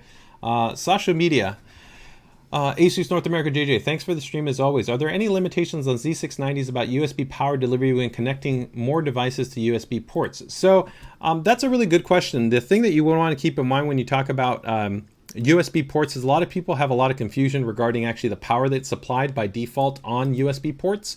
USB ports are not powerful really on motherboards or on laptops in the same way that they are on, let's say, like a power bank. And that's because they're designed very differently. USB ports that are designed for data transfer are the priority, not power delivery. And so in most situations, you generally have, you know, 900 milliamps to about 1.5 amps that are going to be supported. In wattage, that's pretty low. You're generally going to be somewhere between about like 4.5 to about like 9 watts if it supports a little bit of a higher speed like BC 1.2. Now there are going to be some situations where you'll have some motherboards like, let's say, our Z690 series and even our upcoming announced AM5 models that have a supplemental PCI Express power connector that can support up to 60 watts. And so they're actually an auxiliary power that has to be fed from a PCI Express power to be able to supply from that USB-C port to be able to increase the wattage output to 60 watts. And in that regard, then you could do like fast charging for like a Zenfone 9, an RG Phone 6, a G14 laptop, right? You know, or even something like a VR headset, right? So there is some flexibility in there. But by default, in most situations, most USB ports on most let's say PC devices, they are generally designed for low wattage output, which is designed to align for the power requirement of most peripheral products, not necessarily high power based devices or high wattage based devices. Okay.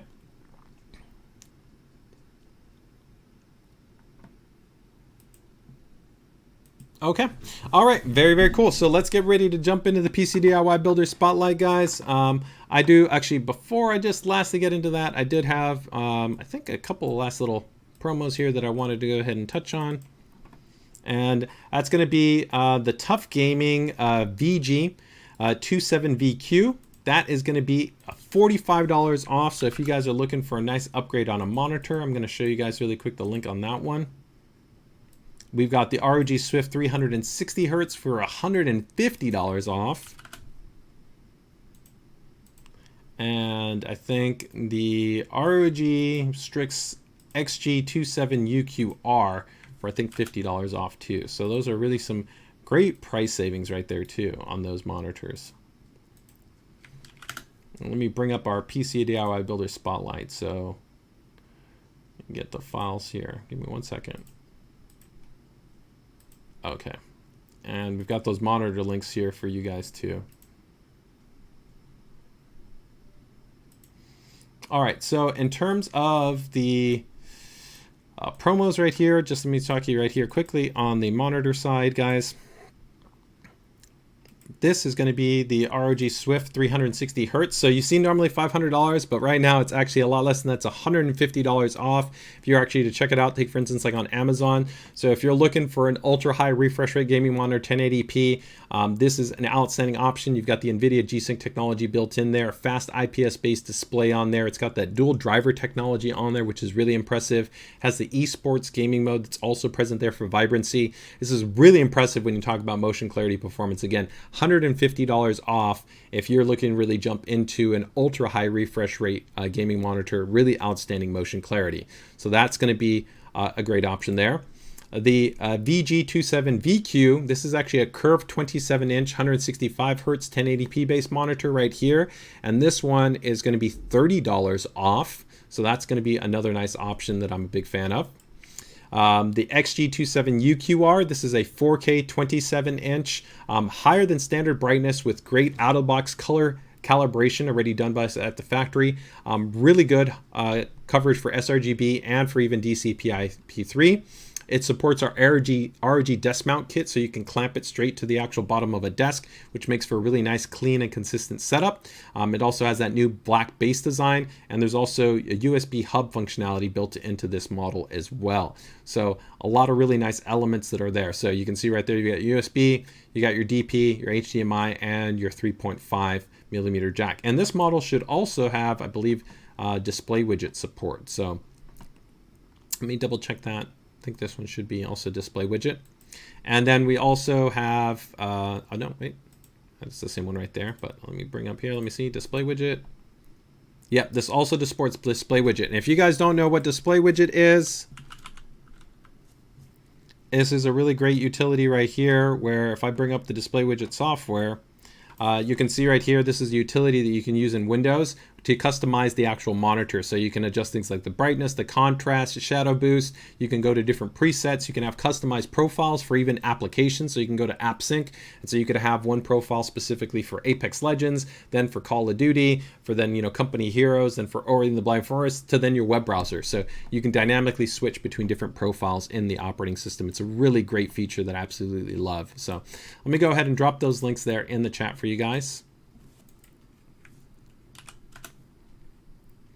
So again, the ROG Swift 360 Hertz, that is going to be $150 off. The VG 27WQ is going to be $30 off. And the VG 27VQ is going to be $45 off. And the ROG Strix is $50 off.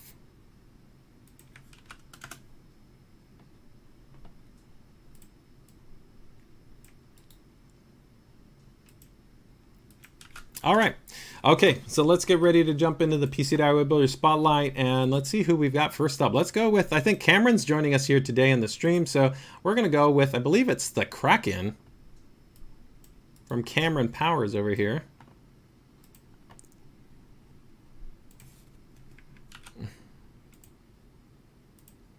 And so Cameron brings up, I think, the quintessential debate that many, well, not many, because statistically, actually, the largest percentage of builders still do a horizontal GPU by a significant margin. But definitely what we've seen become popular is going to be users considering a vertical base mount. And so he actually went from having a horizontal base mount to a vertical base mount. So you guys will be able to actually see actually the difference between the two, right? Between going with the traditional base mount and then a vertical base mount. So let's go ready to bring in his photos right here. So give me 1 second.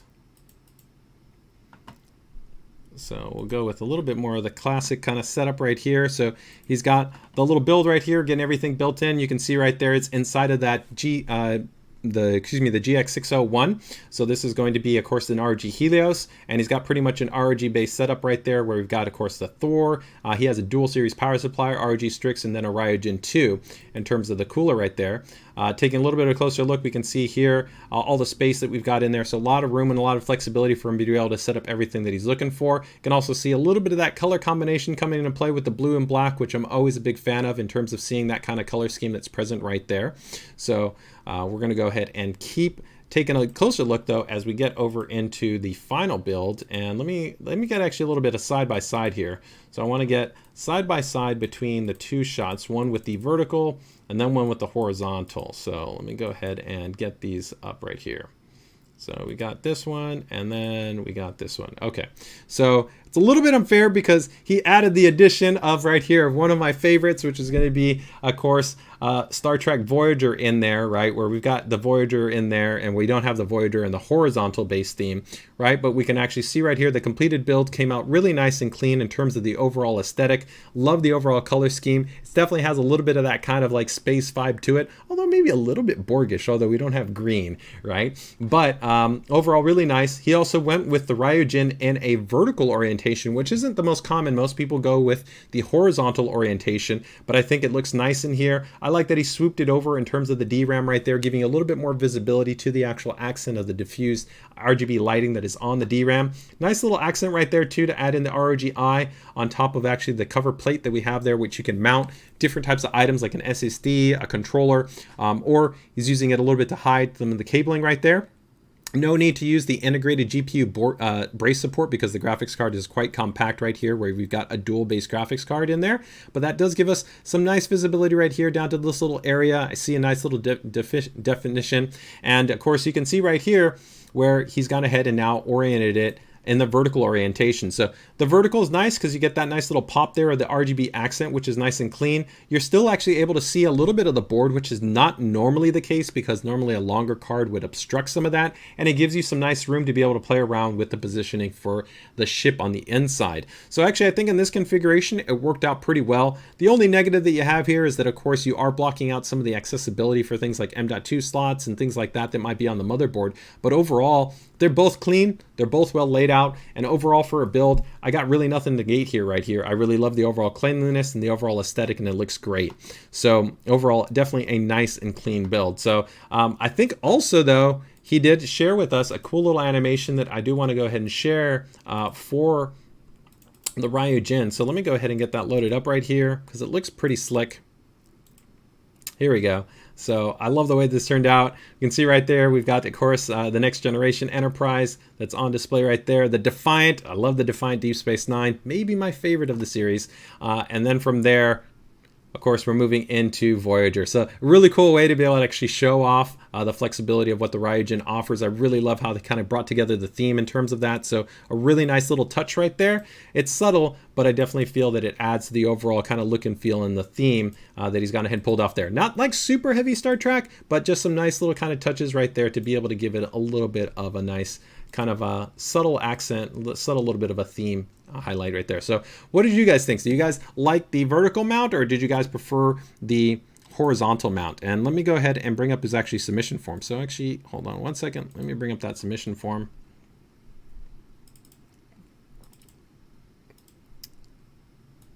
We'll go from there. Okay, great. All right, so let's see here. We got our submission form. So this is from Cameron, and this was actually also Cameron's first build, so congrats, man. Serious thumbs up. Fantastic job in terms of the first build, but you made it pretty easy by going with a bigger chassis too. That gives you a lot of room to work in. The Helios is very easy, a lot of cable routing options, a lot of space in the back. It has an integrated fan and aRGB controller too, which makes easy kind of running your cables to that, so nice, easy option in terms of working with. Does the build have a theme? The Kraken, mainly because of the size, and then blue and purple and starry night. 3 words to describe the build is ambitious, rewarding, and challenging.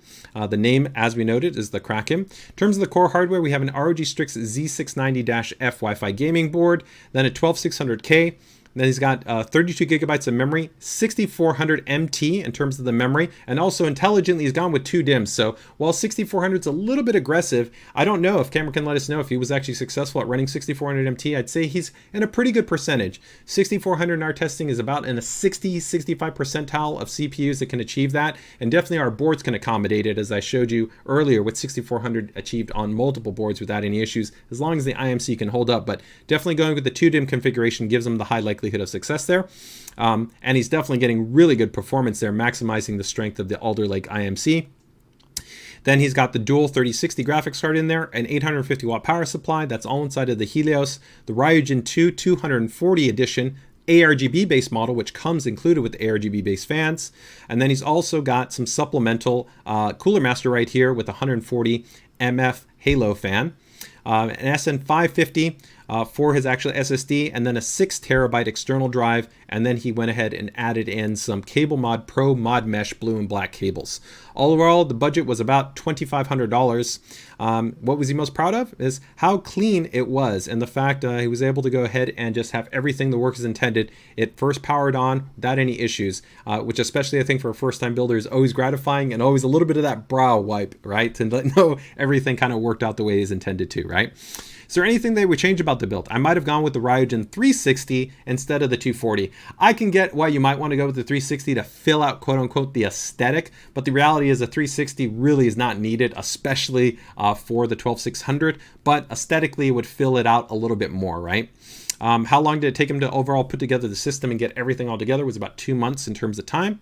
Uses it for gaming, some American Truck Simulator, Witcher 3, Final Fantasy the remake, as well as Final Fantasy gaming in general. So he is overall just a big fan of ASUS and ROG, but he really loves the overall AIO and feels like what it really sets it apart in terms of the look and feel of the system. And I'd agree with the customization there in terms of the animations that we have there from Star Trek. Definitely came out great. So overall, man, Cameron, you nailed it. Great job on your first build. I think it turned out really nice. Let's go ahead and see commentary that we've got here from the group. Miguel says he likes the vertical. Ace Jeep says put some LED under the ship. That could be kind of cool, although I would try to say maybe put it under the housing or angle it back so you get a little bit more of a spotlight effect. I think having visible LEDs might be a little bit harsh, so I don't know if I would necessarily go that. Sneff says horizontal but with some add-on. So I think I would agree with Sneff, right? I'm team horizontal right there. Erica says yes, love it, Star Trek for the win, my favorite. Definitely agree. PGPC says with the dual base GPU, I feel looks better vertical, right? Paskowitz says looks empty with the horizontal mount in such a big case. It is definitely a big Cassie, and I think that, yeah, with of course something maybe more like a TUF Gaming card or an ROG Strix larger card, it would definitely fill out a little bit more. So I do overall think that it hit a pretty good balance in terms of the dual hitting that functionality, but also giving you a good aesthetic there. So overall, man, Cameron, thumbs up, solid job. I'm gonna round out the commentary right there. Chris says the rule of acquisition, good things come in small packages, right? Very cool. All right, let's go ahead and jump into our next build. This is of course one of my favorite members right here from our group. This is going to be from Akeem, I believe Akeem Jafar. Akeem has had a great number of ROG components that he shares throughout his journey at upgrading his overall build and his setup, and it's been one of my favorite builds and setups that he's had in terms of the overall group.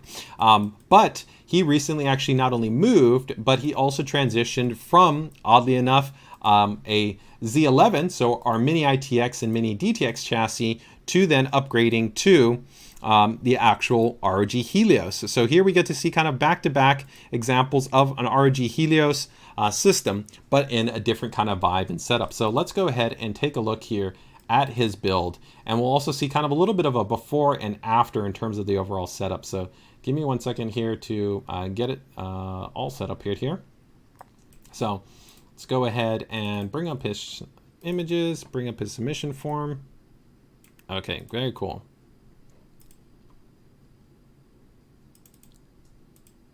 All right, so here we go. This is going to be his Helios build, and it looks already great, super clean. In terms of the overall execution, he's of course filling it out a little bit more, where we can see he's got an ROG Strix based graphics card in there. He's got really nice bridged combs in there. I'm loving that red and black aesthetic, and of course once it gets a little bit darker, that red is going to really start to pop. Red is always one of the hardest colors to photograph.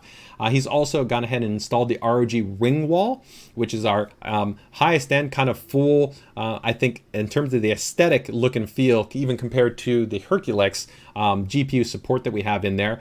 ROG Strix power supply, ROG Strix board, 4 DIMMs in there, and then in the Ryujin, the original, with of course the Noctua fans, and in that horizontal based orientation. And I like even the touch here to not go crazy on the RGB, but just go with some nice high quality Noctua based fans there for the front and for the rear. So if we take a look right there, nice clean cable management. We can see the back is all taken care of, and of course we tempered glass with a little bit of course of blocking right there, so you don't really see it, so you don't have to worry about how clean it is.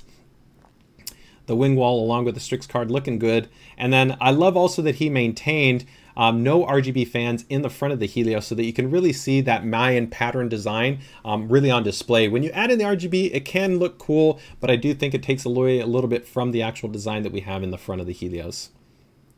Really nice, clean, and effective cable management right there. But now let's get ready to go into his setup. So right off the bat, we go into his setup, which is going to be ROG all the way. So he's got 2 ROG XG panels right here set up that look fantastic in a side-by-side aesthetic, taking really advantage of that expansive wall state, right? He's then, of course, have the ROG Strix Flare 2 Animate right here, the ROG Strix Go headset. He's also got the Cetras over here, the true wireless. He's got, you can see right here, the Throne. I think these are the Deltas. Of course, the ROG Mug, the Chakram, the Arion right there, right? It's all set up, right?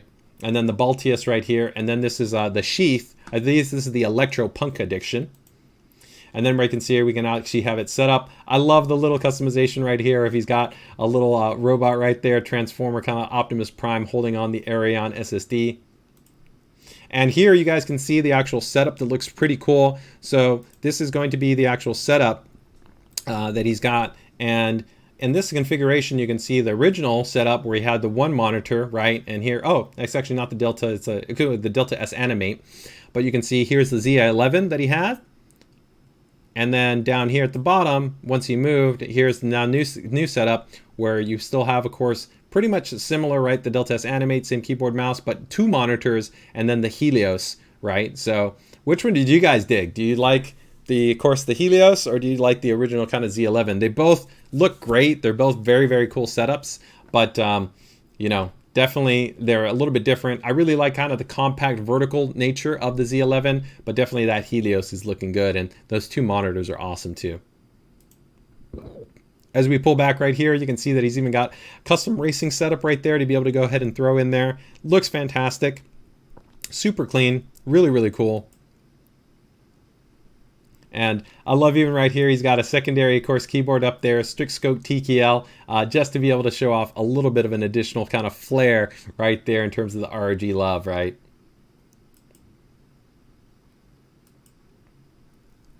But overall, a fantastic build. Really nothing to negate here. It's clean, it's well executed, it's polished. Again, I think a fantastic setup when you talk about the overall kind of the look, the feel, the polish, and the overall layout, right? So definitely very, very cool. Let's go ahead and I guess I don't even know on which image to set it up right here. We can go with, I almost feel like his setup is like what you want to kind of focus in on, right? But at the same time, we'll focus in on, I think, on the build a little bit. Actually, let's do both. We can do both. Let me go ahead and bring up the build, and then we'll bring up one of the images. The setup kind of. There we go. Okay, let's do it like that.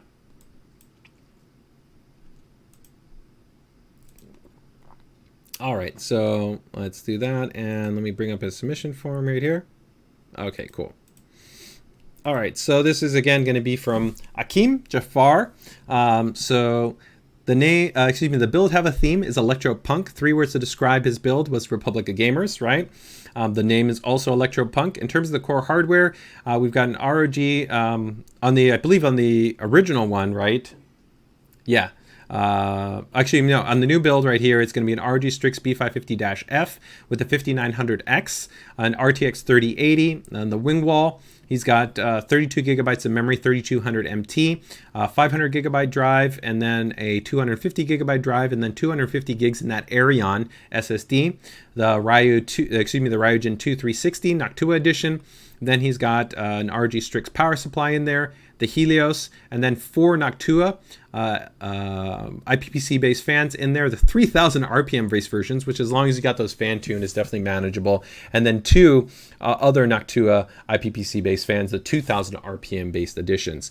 And then in terms of all the other hardware you guys pretty much saw, it's pretty much all ROG. So we got the Chakram X, the Flare 2 Animate, the Scope TKL, the XG32VR, and then the XG32VC, Delta S Animate, Strix Go, Cetra 2, True Wireless, the Throne, the Electro Punk Sheath, the Sheath Black, the Baltius, right? And then in terms of the steering wheels, in case anybody's running, is the G29, and then the Symtec G29, and then the Highbar 303T in terms of actually speakers right there. And that's all on the actual ROG IKEA desk. This is actually the ROG IKEA desk, right?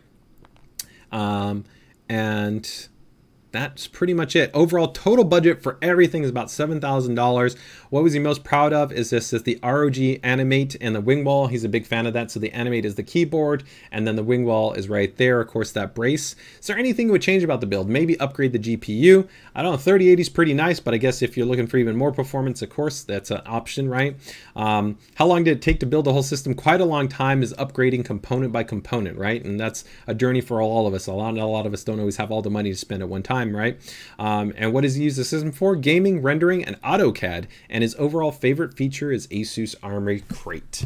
All right, man. Akeem, you killed it, man. Fantastic build. You get a thumbs up. I love it. Like always, definitely you bring a fit and finish and polish. It's a great overall build. Really love the way that it turned out right there. So Miguel says, the whole setup is so clean and visually pleasing. Ace Jeep throws a nice build. And I love Cameron Powers. The setup is approximately 8,000, was it 846,184% cooler than mine. And then PTPC says that I love this setup. Yeah, overall, very, very, very cool. All right, let's go to our next build, which I think is going to be, let's go actually, I think it's the featured build that we have in the thumbnail, which is a very cool build. So I think this is from Tantric Mods. I think this is going to be Project Luminance. So let me go ahead and bring this one up.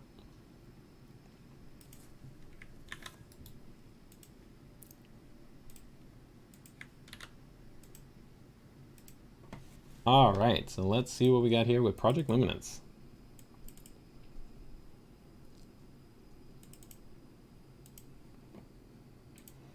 Oh, okay, loving this right off the bat. I'm digging the color scheme. You know, orange and yellows are my favorite, and I really love the way that this color scheme is already kind of coming together. It has a really nice kind of soft, inviting feel to it. A little bit of coldness, but then at the same time, a little bit of that warmth that you're getting in just from a little bit of that kind of yellowish kind of color that's introduced right there. So we can see we've got the black, we've got blue, right? We then have a little bit of that orange kind of yellow in there, and then we even have some chrome to accent that as well. So really digging the overall color scheme just initially on initial vibe, right? And then as we pull back right there, fantastic. So this is actually one of the coolest chassis that's out there, but it's also a very difficult chassis to work with in terms of really filling the space to make it feel balanced and to make it feel really well laid out. And so there's a lot of actually, I think, attention to the overall layout that has been done here to really give it a kind of cohesive and well-defined kind of look and feel. So kudos there, because it's definitely not an easy chassis to be able to work with. And a lot of times I see a more kind of a split flow. So there's like a dual pump and reservoir situation in this, which I don't think looks bad.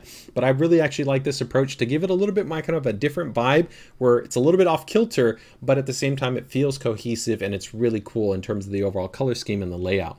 So that's really, really nicely done in terms, again, of the integration, where we can see here the board, we've got the block, we have some nice clean bends and runs that are right there running in there. And then of course the radiators, which have been set up right here, which quite tight, right? So we've got one radiator right there, and then we have another rad right there. Those are all then running into the CPU block right here. You can see then the GPU, right, which is propositioned right there. And then we of course have the pump and the res there.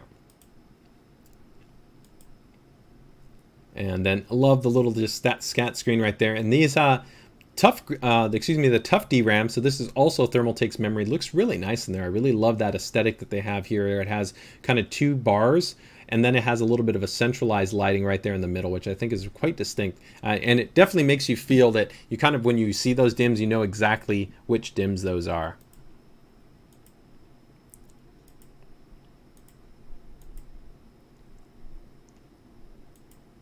And overall, there's just really nothing to negate here, right? The fit, the finish, the polish, the layout is really, really nicely done. It's a great looking build all the way through, right? So let's go ahead and pull that back a little bit. Let me go ahead and bring up the submission form. As Jeep says, the colors pop. Nice build. Beautiful build and setup, definitely for sure. So let's go ahead and see what we've got right here. So this is, yes, from Tantric Mods. It was a sponsored build. There was no particular theme. 3 words to describe the build was clean, custom, and water-cooled. The name of the system is Project Luminance. It is a Ryzen 5800X on a Crosshair 8 Hero. Then it has an ROG Strix 2080 Ti. Then 32 gigabytes of TUF RAM, XG 3600 MT, a 1 terabyte Team Group MP34 M.2 base SSD. That's all powered from a Thor 850 watt power supply, and then Cable Mods custom sleeving. That's all inside of a Thermaltake Tower 500 and then Thermaltake custom water cooling components. About $5,000 roughly for the total budget. I love the way that the custom loop and the overall colors of the build turned out, and I would agree. I think they look fantastic. They're really nice and pleasing, really nice overall color scheme, and really nice layout and balance between, I think, all of the components and the colors. In terms of, I think, going with a little bit of the brighter here on the accents, creating a little bit of that contrast, and then bringing in you know, a little bit of that focal with this color blocking effect, where color blocking, you have the black, then you have, of course, the blue, and then you have even the chrome right there, right? I think that's really smart and really nicely done. Nothing that they would change about the build. About 2 weeks worth of time to be able to complete it. It's being used for photo, video editing, and gaming. And then his favorite ASUS function feature is ASUS Aura Sync all the way. Great job, Tantrix Mod. It's a really nice build. I love the way that it turned out. Hey Andy, happy to have you on the stream, man. Thanks so much for joining us here. Miguel gives us a little bit of shout out. Love how the color came together, but that yellow really did it for me. I would agree. Yellow is a little bit tricky to pull off, I think, within builds right here. But again, the color blocking effect of how it accents against the black, how it accents against the blue, and then how it even works within kind of that contrast that you get a little bit with the silver and the kind of the chrome that you have on some of the fittings as well as on the board come through really nicely. Yeah, Cameron says that there's some super smart space management right here. Yeah, I would definitely agree. This is a tricky chassis to work within, but the layout is really intelligently done. All right, another great build that we've got right here. We're doing a great job today. All right, so let's see. That's what next. We got some awesome builds. Man, we got lots of Helioses. I didn't plan it that way, but we've got lots of Helioses today. So I'm trying to separate, not going with only Helios. I don't want to be biased here. Give me 1 second. Oh, this is, I think today is like ROG day, man. We got a lot of ROG fans, but that's nothing wrong with that. So let's go with this one. This is going to be, I don't know if I'm going to be able to pronounce this person's name, so I apologize in advance. I believe this is Erdem. Hopefully I'm saying that correctly. If not, I apologize.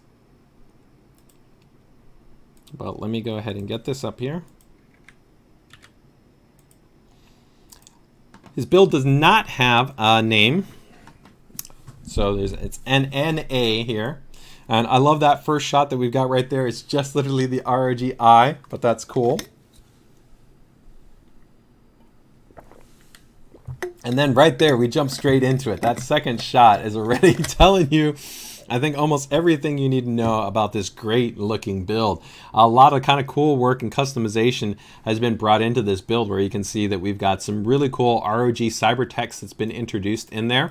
I'm loving that kind of like blacked out vibe that we've got right here, but you still have a nice little contrast with, of course, the white accents that's throughout present on the cyber text, as well as on items like right here, even you see on the tubing for this Arctic cooler, right? And then some of that patterning finish that we also have on the Rog Strix board. And then you've got that green. It's got, oddly enough, we saw Star Trek a little bit. It's got a little bit of those Borg vibes to it, right? Because you got that black and green, but absolutely really love this. Now, while multi-GPU is not definitely a focus nowadays, it's still very cool to be able to see set up within a system. So very cool in this regard. But overall, the build is really cool.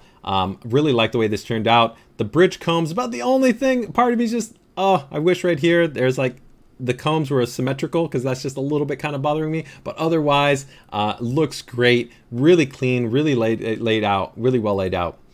And then some other cool kind of shots right here where we can see with no lighting, and you can actually see again that really just nice clean effect right there between the black and between the white. And then you can see right here, here's the original block. I really love this backplate that we had on the back of these Strix series cards right here. And then this cool little, looks like a 3D printed cable comb, which is really nice. And then we have the cool, actually, block integrator right here for the GPUs, which is really nice, this actual design. And then you can see it then with a different lighting effect with red, which actually looks pretty cool. I love the way, and this is again one of the reasons why I love this design. For this generation, there was block partners when they produced the block, because there wasn't so many people wanting to have this active black backplate, right? You had the block, but then you still had our lighting that was present on our backplate. And so it gave it a cool kind of design that you didn't see traditionally. So that's one of the reasons why I really like that design generation. And then here, just again, a nice shot overall, really, really cool. I love the way it looks just all blacked out, but I just love these little design accents right here. So let me go ahead and bring up, I think, 2 images for this one, just while we bring up the submission form right here, just so we can almost see maybe the difference between the two here. 2 different kind of shots, because they just look very, very cool. Okay, there we go. All right, so this is going to be from Erdem, I believe. And let's see, does the build have a theme? Each change gives different opportunity, and that one is last theme. I'd love to... So, okay, so I believe this thing is this, that as he kind of approached the theme, right, is that each time he was able to change it up, it kind of just give it a different look and feel to it, and that's something that he liked to be able to try to impart. And he's not a fan of RGB or kind of bold and bright systems, so he's actually a fan of kind of darker and kind of focused kind of color themes, which I definitely am a fan of as well. So that's really cool to be able to see that that was kind of the focus there. 3 words to describe the build is acid, create, and dark. There was no name for the build. In terms of the core components, let's see right here as we pull things up. We're going to have, this is a Ryzen 9 3900X on an ROG Strix X570-F. He's got, let's see, 64 gigabytes of memory there, 3200 MT.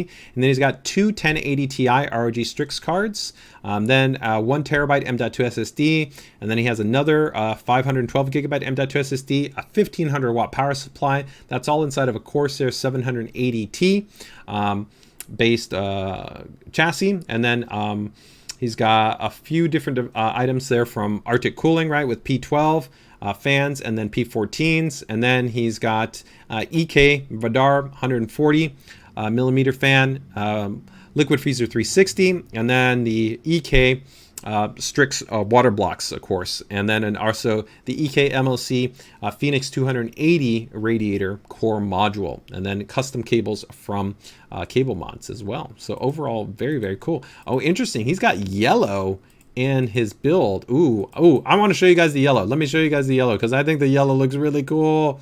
Okay, so let me go ahead and show you guys the yellow right here. So this is from his builds.gg. And I'm really liking the yellow, guys. So there you guys can see the yellow. I love that black and yellow. Right there. That's just, I love that. I love that's really, really my vibe right there. I'm really, really feeling that one. So very, very cool. But let me go ahead and let me go back to his submission form here.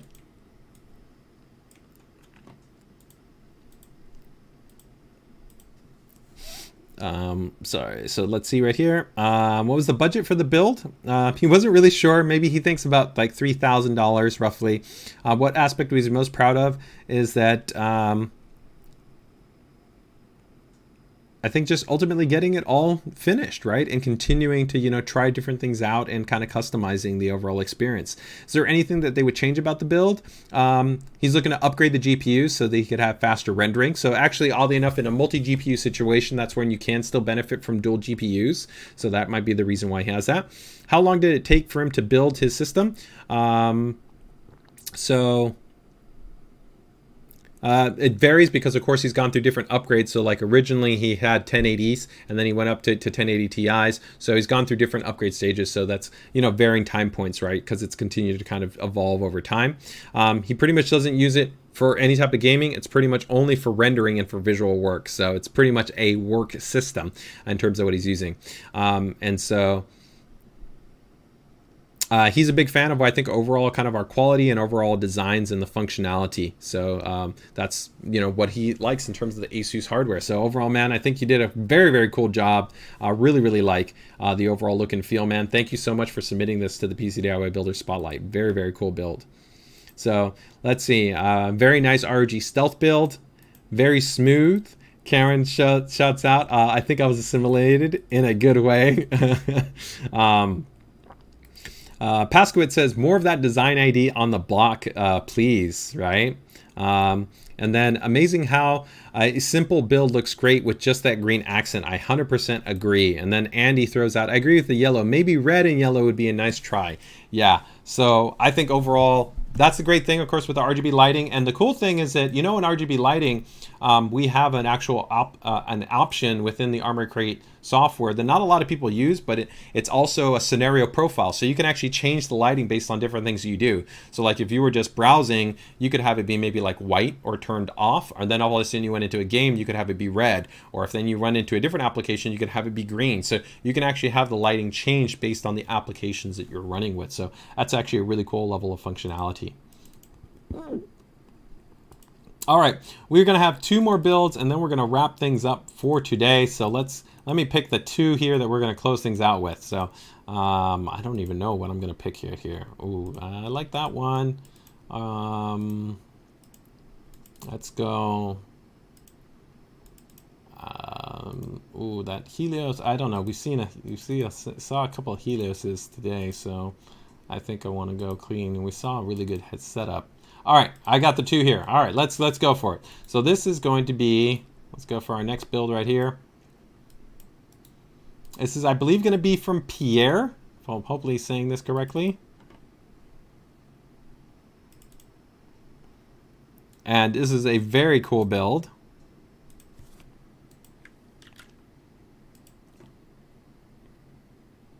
And let me see right here. This is from Pierre, and I don't believe there was a name for the system. Yes, there was no name for the system, but it's definitely got a theme to it. So let's go ahead and check it out. All right, here we go. Ooh, can anybody guess? Can anybody guess? We've got a little bit of Evangelion going on right here. So overall, very, very cool. And really digging this overall look and feel right here. Oh, I love this. I love adding in the Eva in there. That's really, really cool. Nice little accent right there. A little bit more Eva love. We can see we got a classic RG Strix, either 10 or 20 series that's in there, right? Got some G-Skill Trident. We've got a classic on an RG Strix board in there as well. But I'm really liking kind of that bolder kind of RGB vibe in terms of the rainbow color palette. I think it works really well with the Eva that we have right here.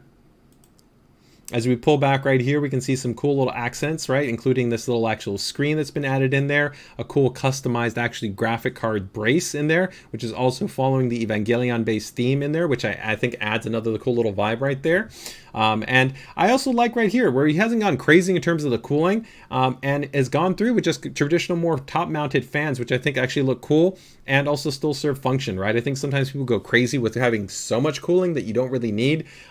So actually I like kind of the balance here of having just a more streamlined, simple kind of AIO situation right there that works within his chassis configuration, and then some cool kind of lighting to add in the additional aesthetic that he was going for as well within the system right there. Hey Cameron, take care, man. Enjoy your weekend, man. Take care, take it easy. And again, thanks for submitting your build. It was a fantastic build to be able to show off here. And again, congrats and kudos on your first build. So overall, as we pull the shot here, overall very nice, clean and effective cable management. Nothing to negate on right there. It's a really nice, well laid out build, and it's a fun and vibrant overall theme. So definitely overall for me gets a thumbs up. Oh, that was actually another build that we got for the next week. But overall, I'm liking that. I like the way that this turned out. I think it's got definitely a cool vibe to it. So let me go ahead and yeah, I'll leave it right there. And let's see what we got right here. So this is from Pierre. Does the build have a theme? Theme is Evangelion. 3 words to describe the build: passion, neon, and custom. No name. Let me just see right here if we can see his part list configuration right here. So it's got a Core i7 8700K, and then a X63 based AIO cooler on a Z370-F motherboard. It's got, let's see, 64 gigabytes of memory in there, 3600 MT, 2.5 terabyte drive, and then a 250 gigabyte SSD, M.2 base SSD, and then a 1 terabyte M.2 base SSD, a 1070 base graphics card in there, and that's all inside of a pure base 600 from Be Quiet, 850 watt power supply, And then he rounds it out with his peripherals. Overall, that's still a solid build. I definitely is a little bit older right there, but still definitely a competent system. I mean, 10 series based cards are still quite solid in terms of their overall performance, especially if you're targeting kind of 1080p based gaming or kind of not super high refresh rate 1440p gaming. It still definitely gets the job done, and still definitely from a desktop productivity standpoint offers good performance, and it looks cool, right? What aspect is he most proud of is that the screen integrated in the box, but he still needs to configure it to show PC stats. Is there anything that he would change about the build? The GPU is something that he would be then looking to change, and then the motherboard, and then the case. How long did it take him to build the system? About 4 years. So it can show again how many people sometimes, it takes you a lot of time and effort to be able to put together the money to be able to put together your system, right? So what is the system used for? He mainly uses it for gaming. So he likes to play PUBG, some Star Citizen, Final Fantasy XIV, Rocket League, and Satisfactory. He's also a really big fan of retro gaming. I'm a big fan of retro gaming and indie gaming. So definitely for that graphics card, he can really comfort those. The most demanding game definitely for sure there would be Star Citizen. Although PUBG maybe with a really dynamic and heavy map with a lot of players could also be a bit demanding. Favorite ASUS function or feature is ASUS Aura Sync. But overall, man, Pierre, love the way that the build turned out. It's cool, it's dynamic, it's bright. But it's clean and it's well laid out and it's got a nice polished theme. So, I've got nothing to niggle there. And I think that overall, when you get that little stat panel integration too, it's going to look pretty cool too. But overall, it's a fun, cool, dynamically kind of laid out build. So definitely gets a thumbs up from me, man. Oh, hey, Dustin, congrats on your 4K OLED. Very, very cool, man.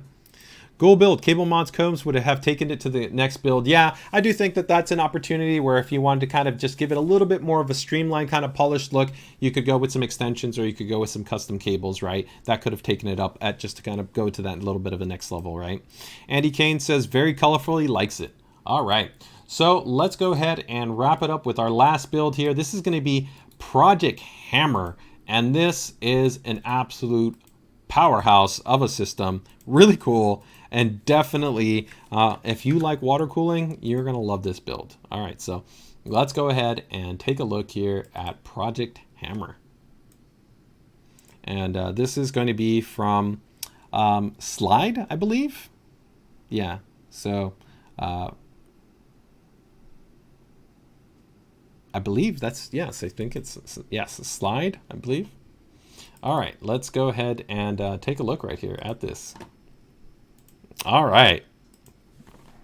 So right off the bat, I think you can definitely see this is definitely a system where it makes no qualms about, this being, I think, about performance, right here. You can definitely see this is definitely on that high-end side, right, where we've got a full custom loop-to-base configuration right here with massive radiators, right? So we've got, of course, one radiator there, another radiator there, another radiator there, another radiator there.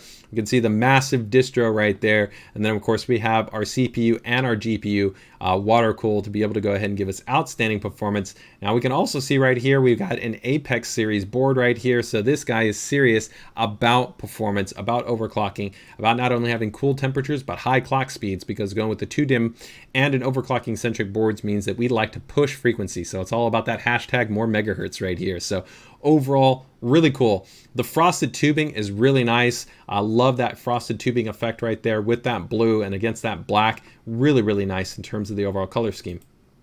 So as we then move over to the back, we can see just how massive this thing is in terms of the overall system. So we can see we've got a huge, of course, power supply right there. This looks like it'd be a 1600 watt. We can see we've got the pump and the res right there. That's all going into right here. Of course, your DDCs, these are dual DDCs, so monster-based setup to be able to go ahead and get all of that pumping through our quad radiators right there. I love that right here, it looks like we've got quick disconnects right there, which is really, really nice as well. So that looks like probably for the draining, which is a nice, intelligent, sensible base design. Then this is just beautifully routed right here. I mean, this is just some really, really nice smooth bends and runs that are fantastic. Just in terms of, you could have not had them be so ornate, but their overall aesthetic is really, really fantastic. And then they also functionally just lay out really, really nicely, right? But it doesn't end right there. Actually, it looks like those weren't for a quick disconnect, quick drain. We can see right there, nope. If you guys weren't wondering, not enough red and not enough fans, there you go. All right, right? Totally. Now let's go. And now we just took it up, right? We just took it to the next level. So there you go.